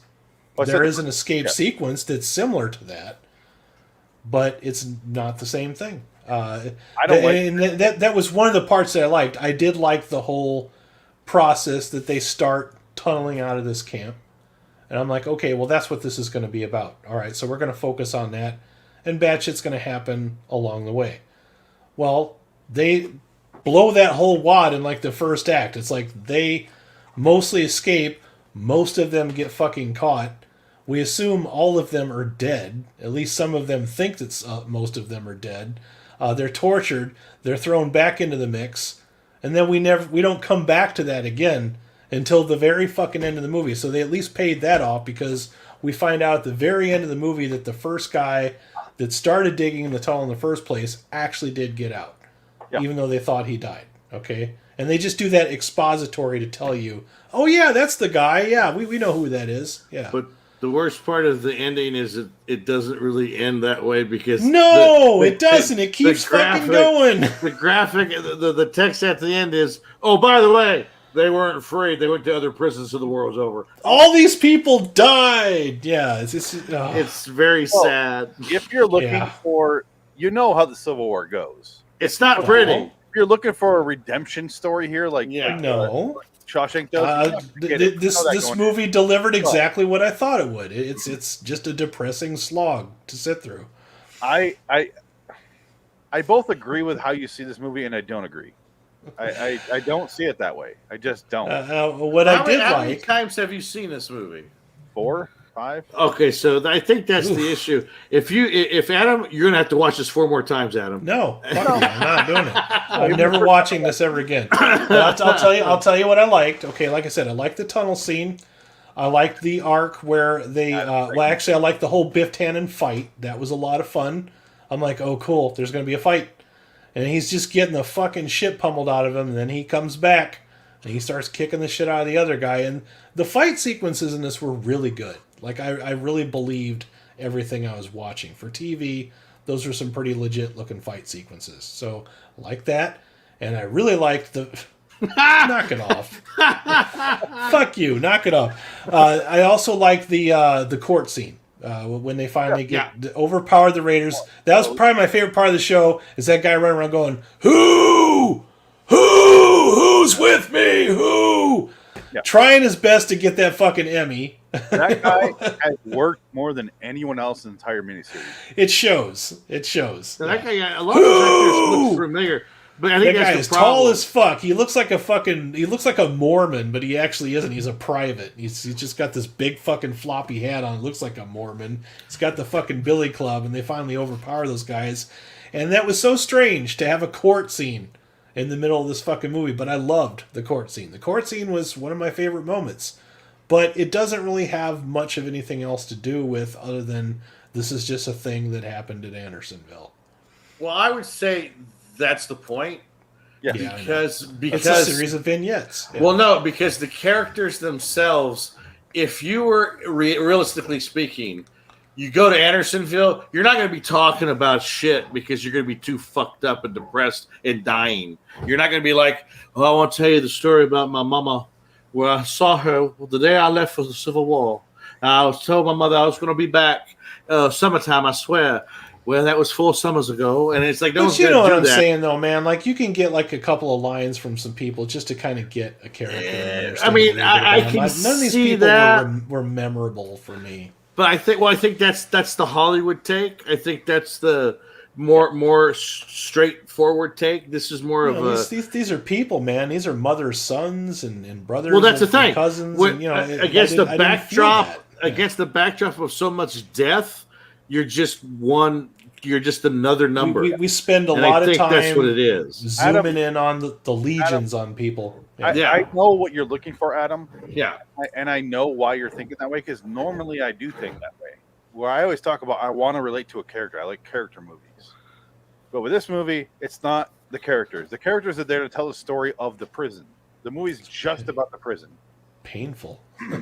Well, this wasn't a happy movie. Yeah, so that's my point. All right, this is a movie that's supposed to make you feel bad because shit's fucked up, and you should feel bad and watch this movie and feel bad. I laughed the whole time. I believe you probably would. I mean, not everybody can jerk off to Schindler's List like Phoenix West does. So I did laugh a few times though. It doesn't work for me. Male butts here that jerk off to you. You have to do it in a dirty river. That's true. Yeah.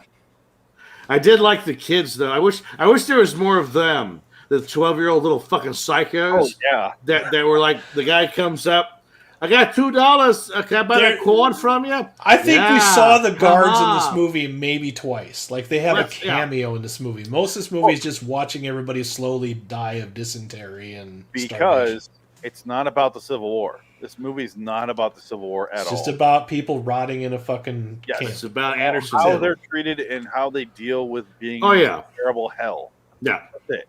That's all. I would agree. That's what it is. Yeah. And normally I agree with you, Adam, because I hate watching depressing movies. Well, you know why, though? It's because I don't feel that way when I watch it. Well, you know what? They made Gettysburg. Yeah. Gettysburg was the Civil War movie. This is the vignette movie to tie in the rest of the story. So this is like part 2 of a 4-part story in a way. Yeah, and I have seen Gettysburg, so I can see haven't how seen these two are Gettysburg. related. Yeah, I've never seen Gettysburg. Below because you said vignette. For somebody that doesn't like Civil War type stuff, I have seen a lot of Civil War stuff, and maybe that's why I don't like it, because it's just it's one of those things where I know how bad it was, and I don't want every last little fucking graphic detail all the time. I just don't. I know what you're feeling there, and I know what you're thinking, because normally that's how I feel. That's why I understand that. Is because I don't like Civil War, and I don't like depressing sack of shit. Like they're just stuck in a shitty situation. Same reason I hate Japanese horror movies, because they're just fucked. The same reason you hate the Lovecraft existential dread. Existential dread, being in a situation that's just only going to get worse no matter what you do, which is what this is. Because they have that cool court scene, and then the very next scene, these people are getting worse and worse and worse. I'm like, fuck, we had like 2 seconds of a pick-me-up, and now it's back to this shit again. No, but they have a great pick-me-up at the end, though, toward the end. We're forgetting one of the best scenes, if not the best scene of the whole thing, was that part where the general comes in, and the general's there. He goes, your army has deserted you. You are here to be left alone. Grant wants nothing to do with you. Lincoln has deserted you. You can join our army, and we will feed you. We will give you 40 acres and your own farmland if you fight for us. And then, the guy from Holy Apocalypse shit, Now, your version of that is so much better than the one that we saw. If you were in this movie, I would raise it a score. I was actually rating your performance. Yeah, see, and that's what happens. But then when the guy from Apocalypse Now, he goes, I will say something to you. He walks up and he goes, I'm the leader of the regiment, and I say, about face, Frederick Forrest. And they march away, and then everybody starts marching away. I thought that was like fucking awesome. That was like, fuck you, we don't care. You're the South, fuck you. We're walking away from you. He was my favorite character because that guy's fucking indestructible in this movie. Oh my god, yeah. Shot in the shoulder in the intro. One point he gets it taken out after they have to bargain for some whiskey. Yeah. And he gets taken out, and he still has like a fucking, and he's limping later because he gets caught. And it looked like he had gangrene on his shoulder because it's like all blacked out over here. I'm like, oh god, he's gonna lose an arm, isn't he? He has the Irish accent, and he's talking his way through, and everyone follows him because this man is a fucking mortal. He is a mortal. He's from Texas. This actor.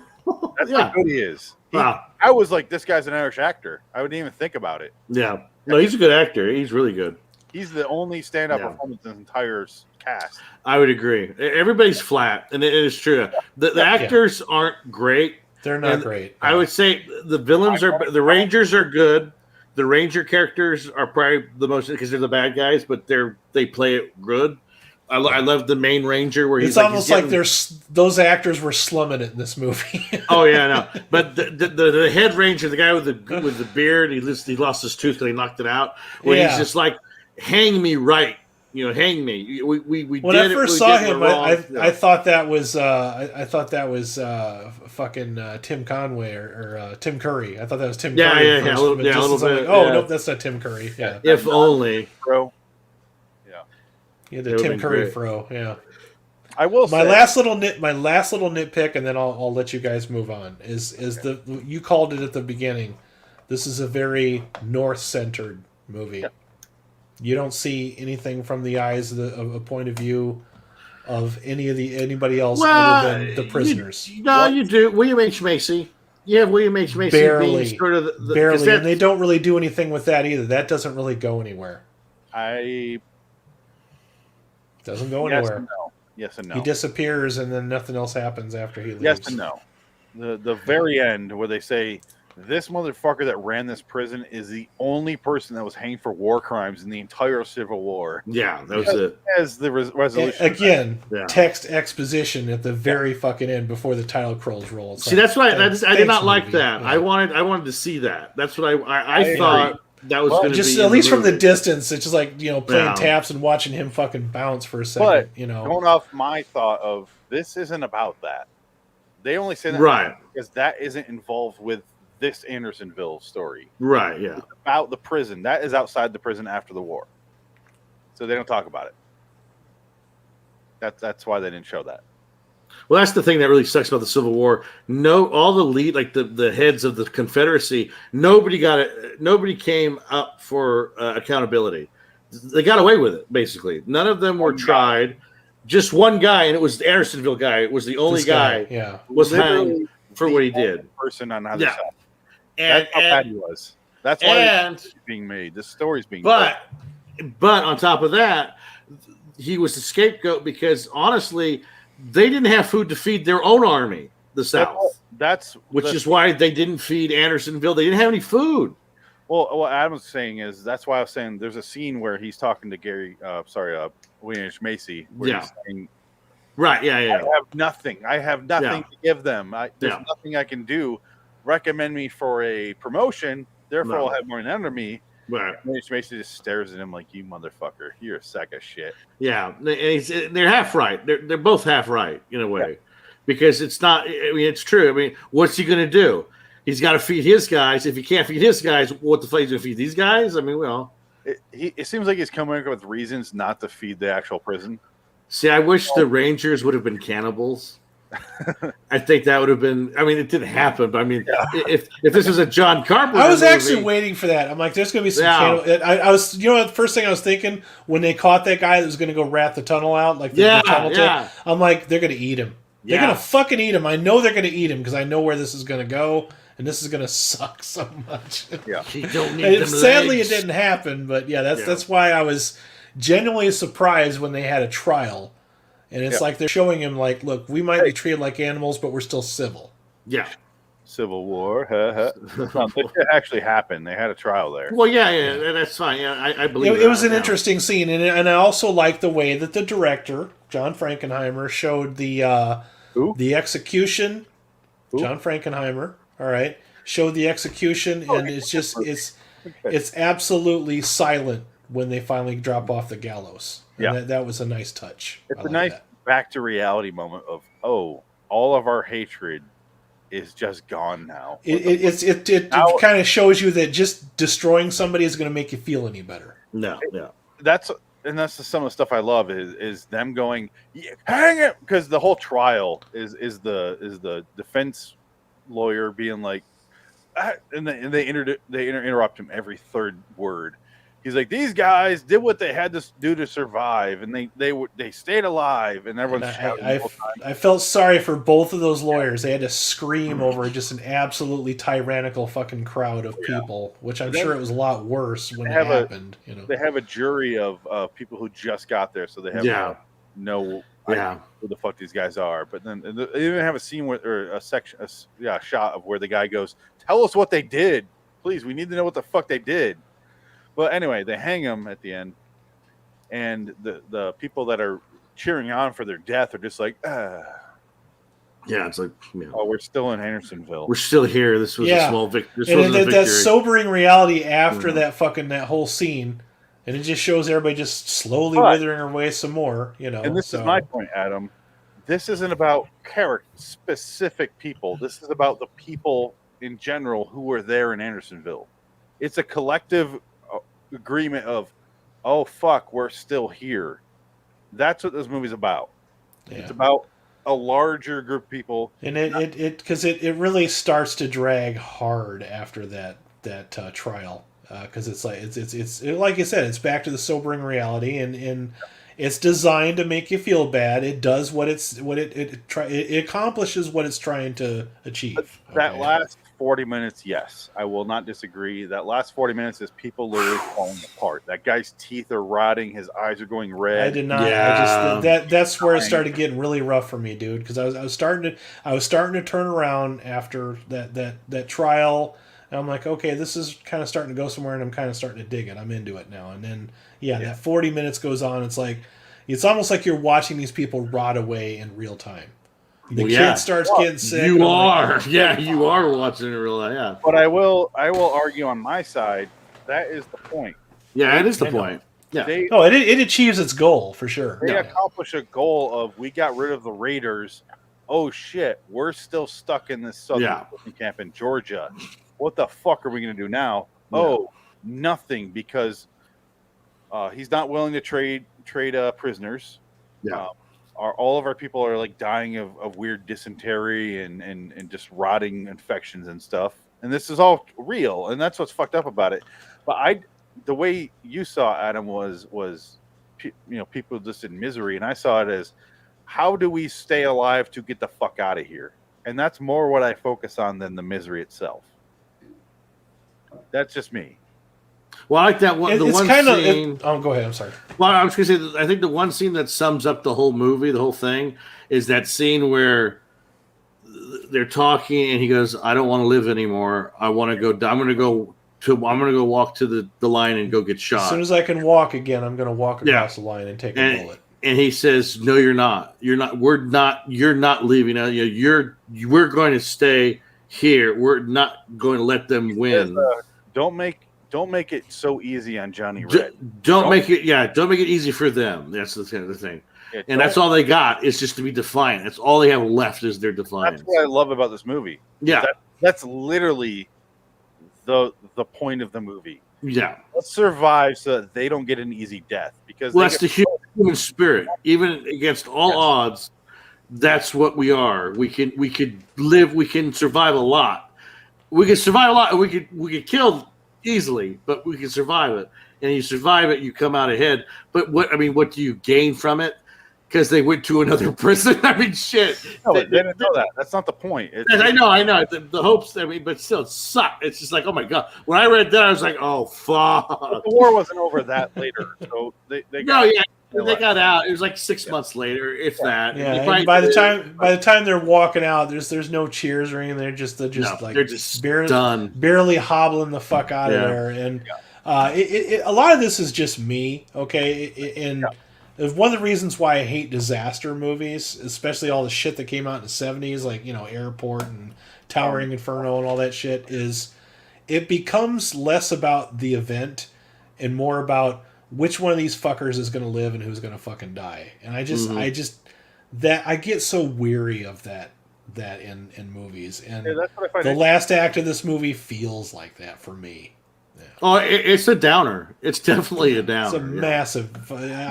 I just got done telling Phoenix. I said, I'm not going to completely shit on this movie because it has some definite good points. But when I got done, I had to watch some Mystery Science Theater, man, just as a fucking pick me up because I was like, I can't go to bed after watching this shit. Well, I can't go to bed with this on my mind. I watched the first 2 hours before I went to bed. And then I got up at 6 o'clock and I watched the next 40 minutes. Oh, God. And then I woke up to this shit? Then I went and mowed lawns. I did the exact same thing today. I went and did yard work, and I had to go do that. I did lawns today. Half yesterday, I told Adam, stop at halfway. I even told you that, Adam. You didn't. Yeah. So, well, I couldn't because I had a fucking ton of things to do today. So I had to watch it last night. So. But I watched the first half, and then I took a pause. And then this morning, I got home from dropping off her at school. And then I get home, and I'm like, fucking 8 a.m. watching the rest of the movie. I was gone all afternoon. I didn't get home till like 6 p.m. So started right back over with commentary, and I'm like, "Fuck yeah, let's go!" But I think I was too busy thinking about gather all the acorns. You probably the were. The reaction trolls, was here. Yeah, he had a big troll boner. Yeah. Which would you rather rewatch, Adam? not gather ye acorns. Not considering length. Gather ye acorns. Okay. Yep. Gather ye acorns for sure. No, I would. So let's He's gone. He died of dysentery, but drinking his own water. Chronic diarrhea. So, Adam, I know why you feel that way, and I won't begrudge you that because I get it. But I've seen this 4 or 5 times now because I've been watching this since 2000 or so. Right. You're also a Frankenheimer fan. The first time I watched it, didn't know what you have to. Oh, okay. Right. There you go. First time I watched it, and I was like, what is this? And I'm like, I hate Civil War. Like, I like Gettysburg, but that's about it. And I'm watching. I've never seen it. So I've never seen it. Can we talk for a second about people that reenact the Civil War? I was going to say, are they technically the first cosplayers? Yes. I mean, this is where it started. Of all the horrible fucking points in history to relive and revisit and re-experience, why? It's like you just. I appreciate what they do, but it's like you have to have a little bit of a screw loose because it's like, do you not know the fucking atrocities? Oh yeah, like things were created after this because of this fucking war. There's a reason why there is a Geneva Convention, man. I mean, lack of communication was half the problem in this.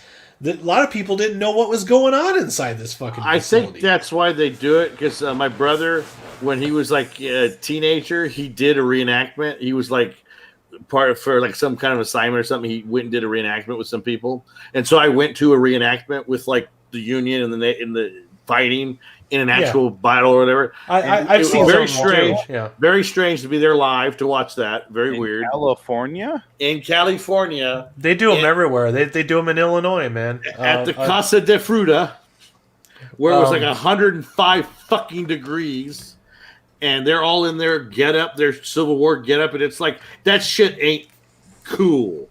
That's fucking wool. The other reason I brought that up too is because when I was skimming through the IMDb reviews, there's two sides to this movie. It's I hate it because it's fucking like very one-sided, like towards the north, which I can understand that review. Like they do have a point, okay. Yeah. But it seems like the people that absolutely love this, that gave it perfect 10s, that thought this was the best Civil War movie ever, were part of Civil War reenactment movie.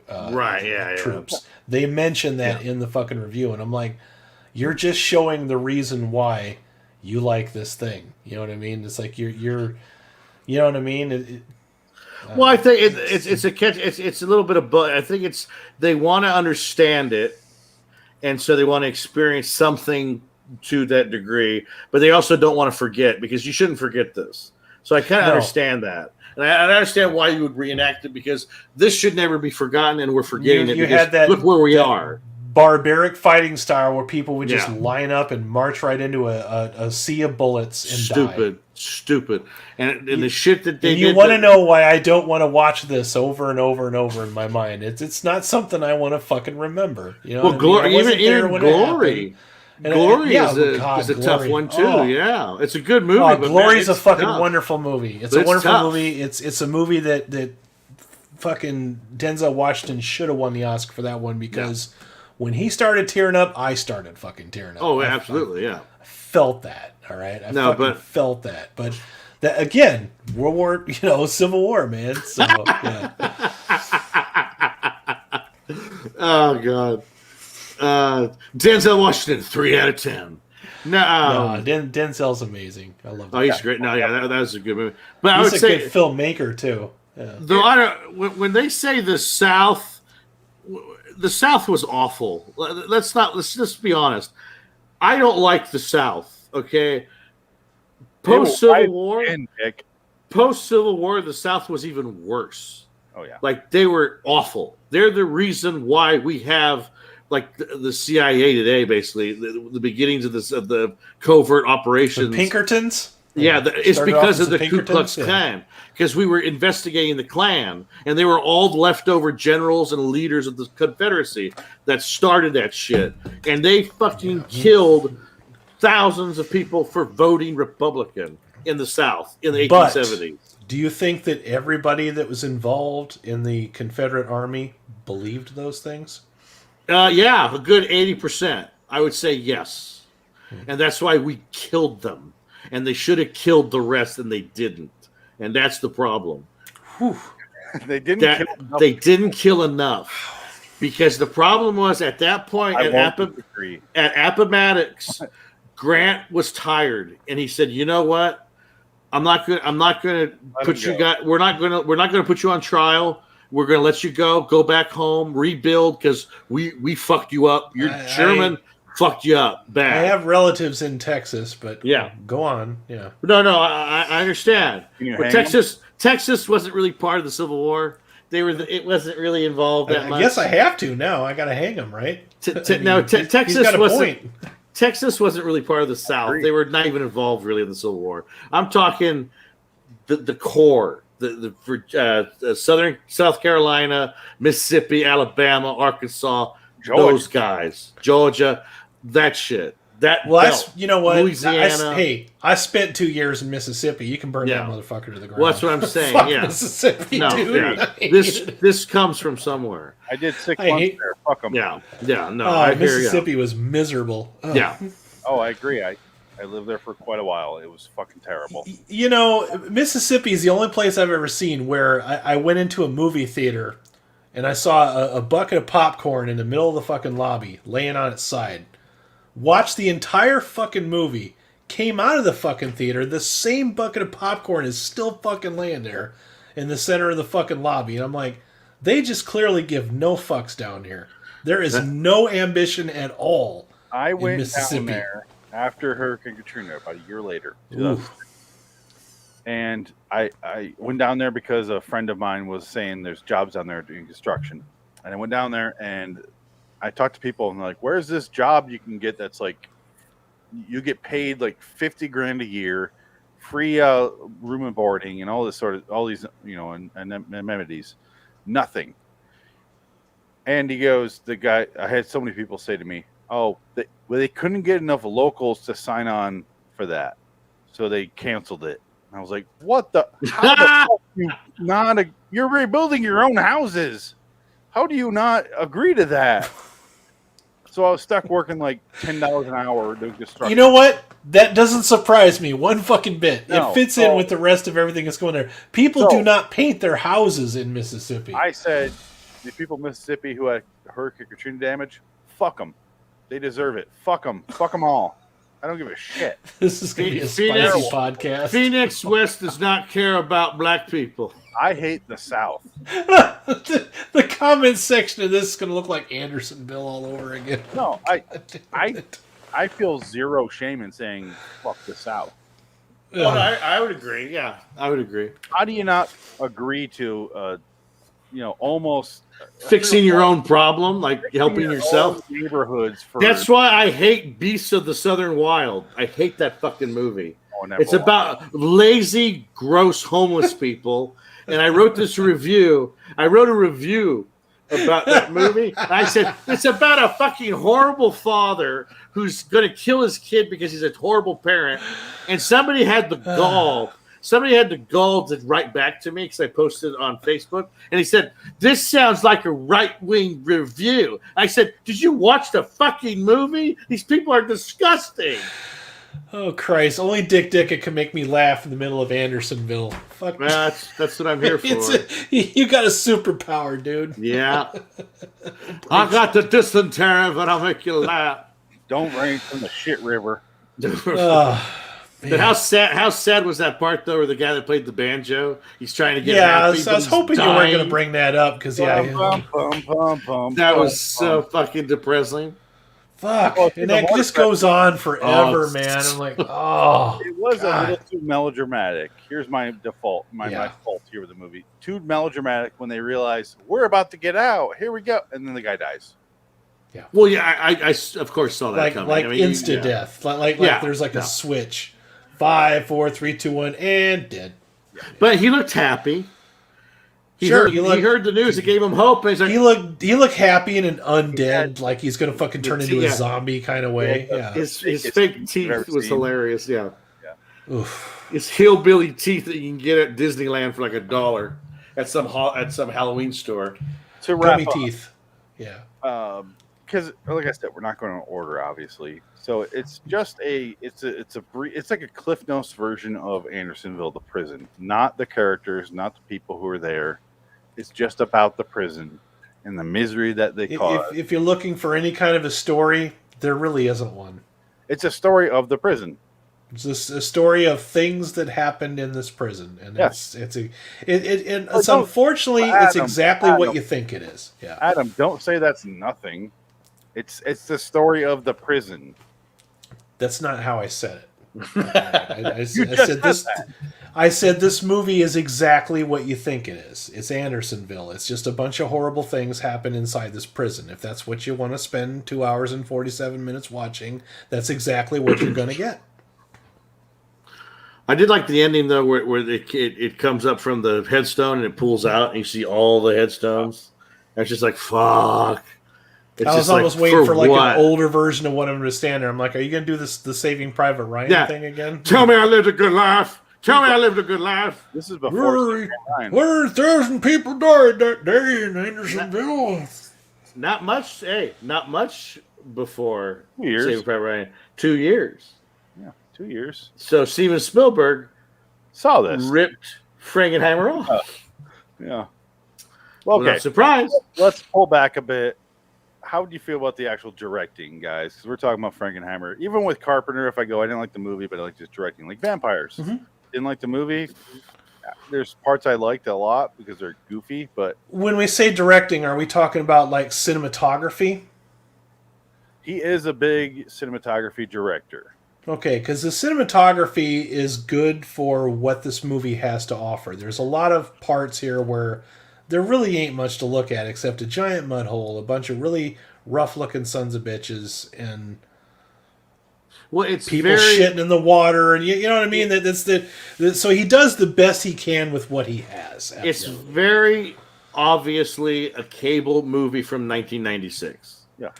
It is. It's not against Frankenheimer. It's the limitations of what he had to do because it's TNT. At that point, cable was beginning to figure itself out. It was on the cusp. We're still 5 years away from The Sopranos. We're still 5 years away from HBO becoming what it becomes, and FX doesn't exist yet.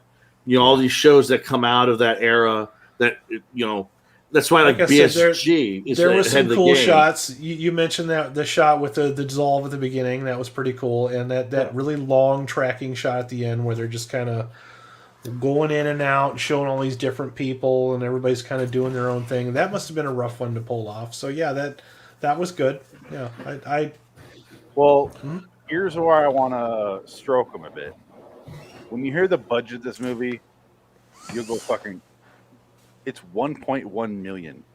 Pretty fucking solid.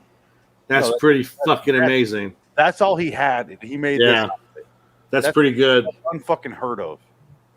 But with inflation, actually, it's 8.7. Well, let's say 5 million then. No, that's pretty fucking awesome. He built there. They are that for a movie and made it 1.1 million. But that's pretty awesome. Yeah. I would just say if any of us, even if we were like experienced directors, got handed the script, I'd be like, I have no fucking idea, man. Yeah. Worth it for the money. We're not doing this. No. Yeah. But yeah, I think it's a good movie. I'm curious to hear our scores. I'm not really going to stroke Frankenheimer off because why bother? But let's go Dick first. Dick, what's your score out of 10? I would say 8. I enjoyed it. I liked it a lot. I thought it was very well done. And again, like I said, it's a cable movie from 1996. Yeah.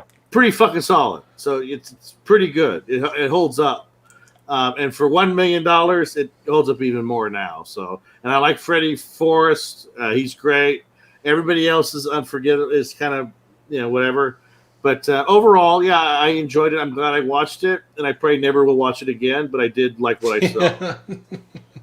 Fair enough. All right, Adam.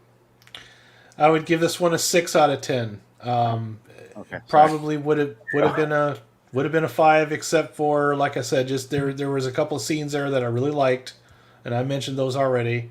Other than that, I thought acting was flat, character development was just non-existent, and I know this is not about characters, but I just think that it would have added to the gravity of what was happening to these people if we would have just known a couple of them other than... I mean, I had a hard time remembering their names, and this is a movie I spent... I couldn't tell you 2 hours and 47 minutes, and I'm like, wait, who now? I had to get on IMDb and which one are we talking? Oh, that guy. I've seen it that's 4 or 5 times. I don't know. You've seen it 4 or 5 times. This is my first time, so this is my first time impression of the movie. I don't know their names. Yeah. I couldn't tell you. I didn't know who the fuck that guy at the end was. That's unfortunate because you're spending a long fucking time with these people and you can't remember their fucking names. No, I had no idea. I also realized they don't fucking matter. They're there. Oh, they're not important now? Is that what you're saying, Phoenix? These people don't fucking matter? This is Andersonville. Yeah, Andersonville. That's what I said this entire time. I don't know why you're saying these people don't matter. I'm not saying they weren't important. If they're real, yeah, but if in this fake story, they don't matter. Fake story. Story has structure, not series of vignettes. That's what you want. I want a story. There's not really a story here. I won't disagree. Here's a place where people suffered, and that's why you give it a 6. That's why I gave it a 6. Yep. I am going 9 out of 10. Whoa, 9! Wow. I can see your 8 score. Yeah. But, yeah, I like this movie a lot. I've seen it a few times. Yeah, I was going to say, if you've seen it 4 or 5 times. Yeah. That's devotion right there. It's I will admit to some faults in this. Fuck you, Adam. Like, I don't disagree with you on your carpenter shit. Carpenter shit. I don't call you crazy for liking a movie. No, the 4 or 5 times thing that requires a. It's a good movie. You guys, they say insanity is doing the same thing over and over and expecting a different result. It has a 7.4 on IMDb. That's about. I would say that's accurate. Yeah. Yeah. I could see it being an 8, but I do elevate it a little bit above because I do really enjoy the movie. Yeah. The more I watch it, the more I like it. I will say that. That's any First movie. time I watched it, I was like, it's okay. Second time I watched it, I'm like, oh, I see. And I still have no fucking idea who these characters are. They honestly do not matter. They're there to tell the story of Andersonville, and that is it. Yeah. That's it. They're there to hold up the prison itself, and that's all I see it. I do see it a different way because it sounds like Adam. I agree with your rating. If that's how you're watching it, I totally agree. Yeah, I just wanted some kind of a better story or a better plot to frame it on. Does that make sense? Yeah. I'm not watching. I completely agree. I know why you're saying it that way, and that's usually how I feel. Like I said earlier, but because you can take a movie like Saving Private Ryan is just as fucking horrible and tragic and awful, but that one has an overarching plot that the war is the background of the overarching story, and it tells you everything that happened from D-Day all the way to the end of this thing, to the old guy staring at the fucking graveyard. It was just better. You know what I mean? In that, there's different ways of approaching these things. Is what I'm getting at. Yeah, and that's what I'm saying. I wanted a different version than what I got. Yes, and the different version you want is kind of Gettysburg. Honestly, it's kind of it is. I agree. Yeah. But the reason I like Glory, Glory's another good example. Yeah. I can't name many movies I like where it's not about the characters; it's about something else. Usually, I get kind of like, oh god, get on with this. But this one, I go, it's about Andersonville. That's it. Here's this story of this terrible prison they had. It's fucking awful. Here you go. That's why I like it more than you guys. But anyway. And again, I didn't even know it was Frankenheimer when I first watched it. I had no idea. And I just watched it. So it's not me being biased. Some of these movies that we get to later will be me being biased. But this one, not so much. Because they're fucking terrible. He does some terrible movies, and I will admit it. He does a lot of terrible movies. I can't wait till we do the Island of Dr. Moreau. Reindeer Games, Island of Dr. Moreau. Our next episode on this show will be Island of Dr. Moreau and Lost Soul. There you go. That's gonna be, Dr. Moreau is gonna be a fun one to talk about, guys. This is how you know I'm not being biased. I'm not gonna fucking hold back on Frankenheimer for that. Why would I? It's not. He got pulled in last minute, and it's just. Oh yeah, he got a big turd dumped in his fucking lap. Yeah, for sure. Well, yeah, that was all money. Dude, Coppola could have directed that, and it still would have sucked. Okay. Yeah, but that's like Frankenheimer's Dark Star. Well, sure it is. Yeah, I admitted that. I'm a big fucking Carpenter fan. I'm like, this is where it started. It's amazing it went from here because fuck this movie. Fucking terrible, but Island of Dr. Moreau is fucking awful. And oh my god, you know what? Both Island of Dr. Moreau's are fucking terrible. The old one with fucking Burt Lancaster and Michael York, that one sucked too. I watched that. It's still better than the one that Frankenheimer did, but that ain't saying much. It still sucks. I will say this. On the Frankenheimer review show that we're doing, get used to Burt Lancaster. Yes. Oh, yeah? They worked a lot. He's a regular. Yeah. We already got one out of the way with 7 Days in May, right? So that was a good one. One gone, but he has 7 more, I think. He does a lot with Burt Lancaster. Okay, guys. We feel different ways about that. That's fine. But let's get out of here. Glad it's over. Next week on this show, or 2 weeks from now, I should say, we're switching gears. So it's going to go Carpenter, Frankenheimer, Nick Cage.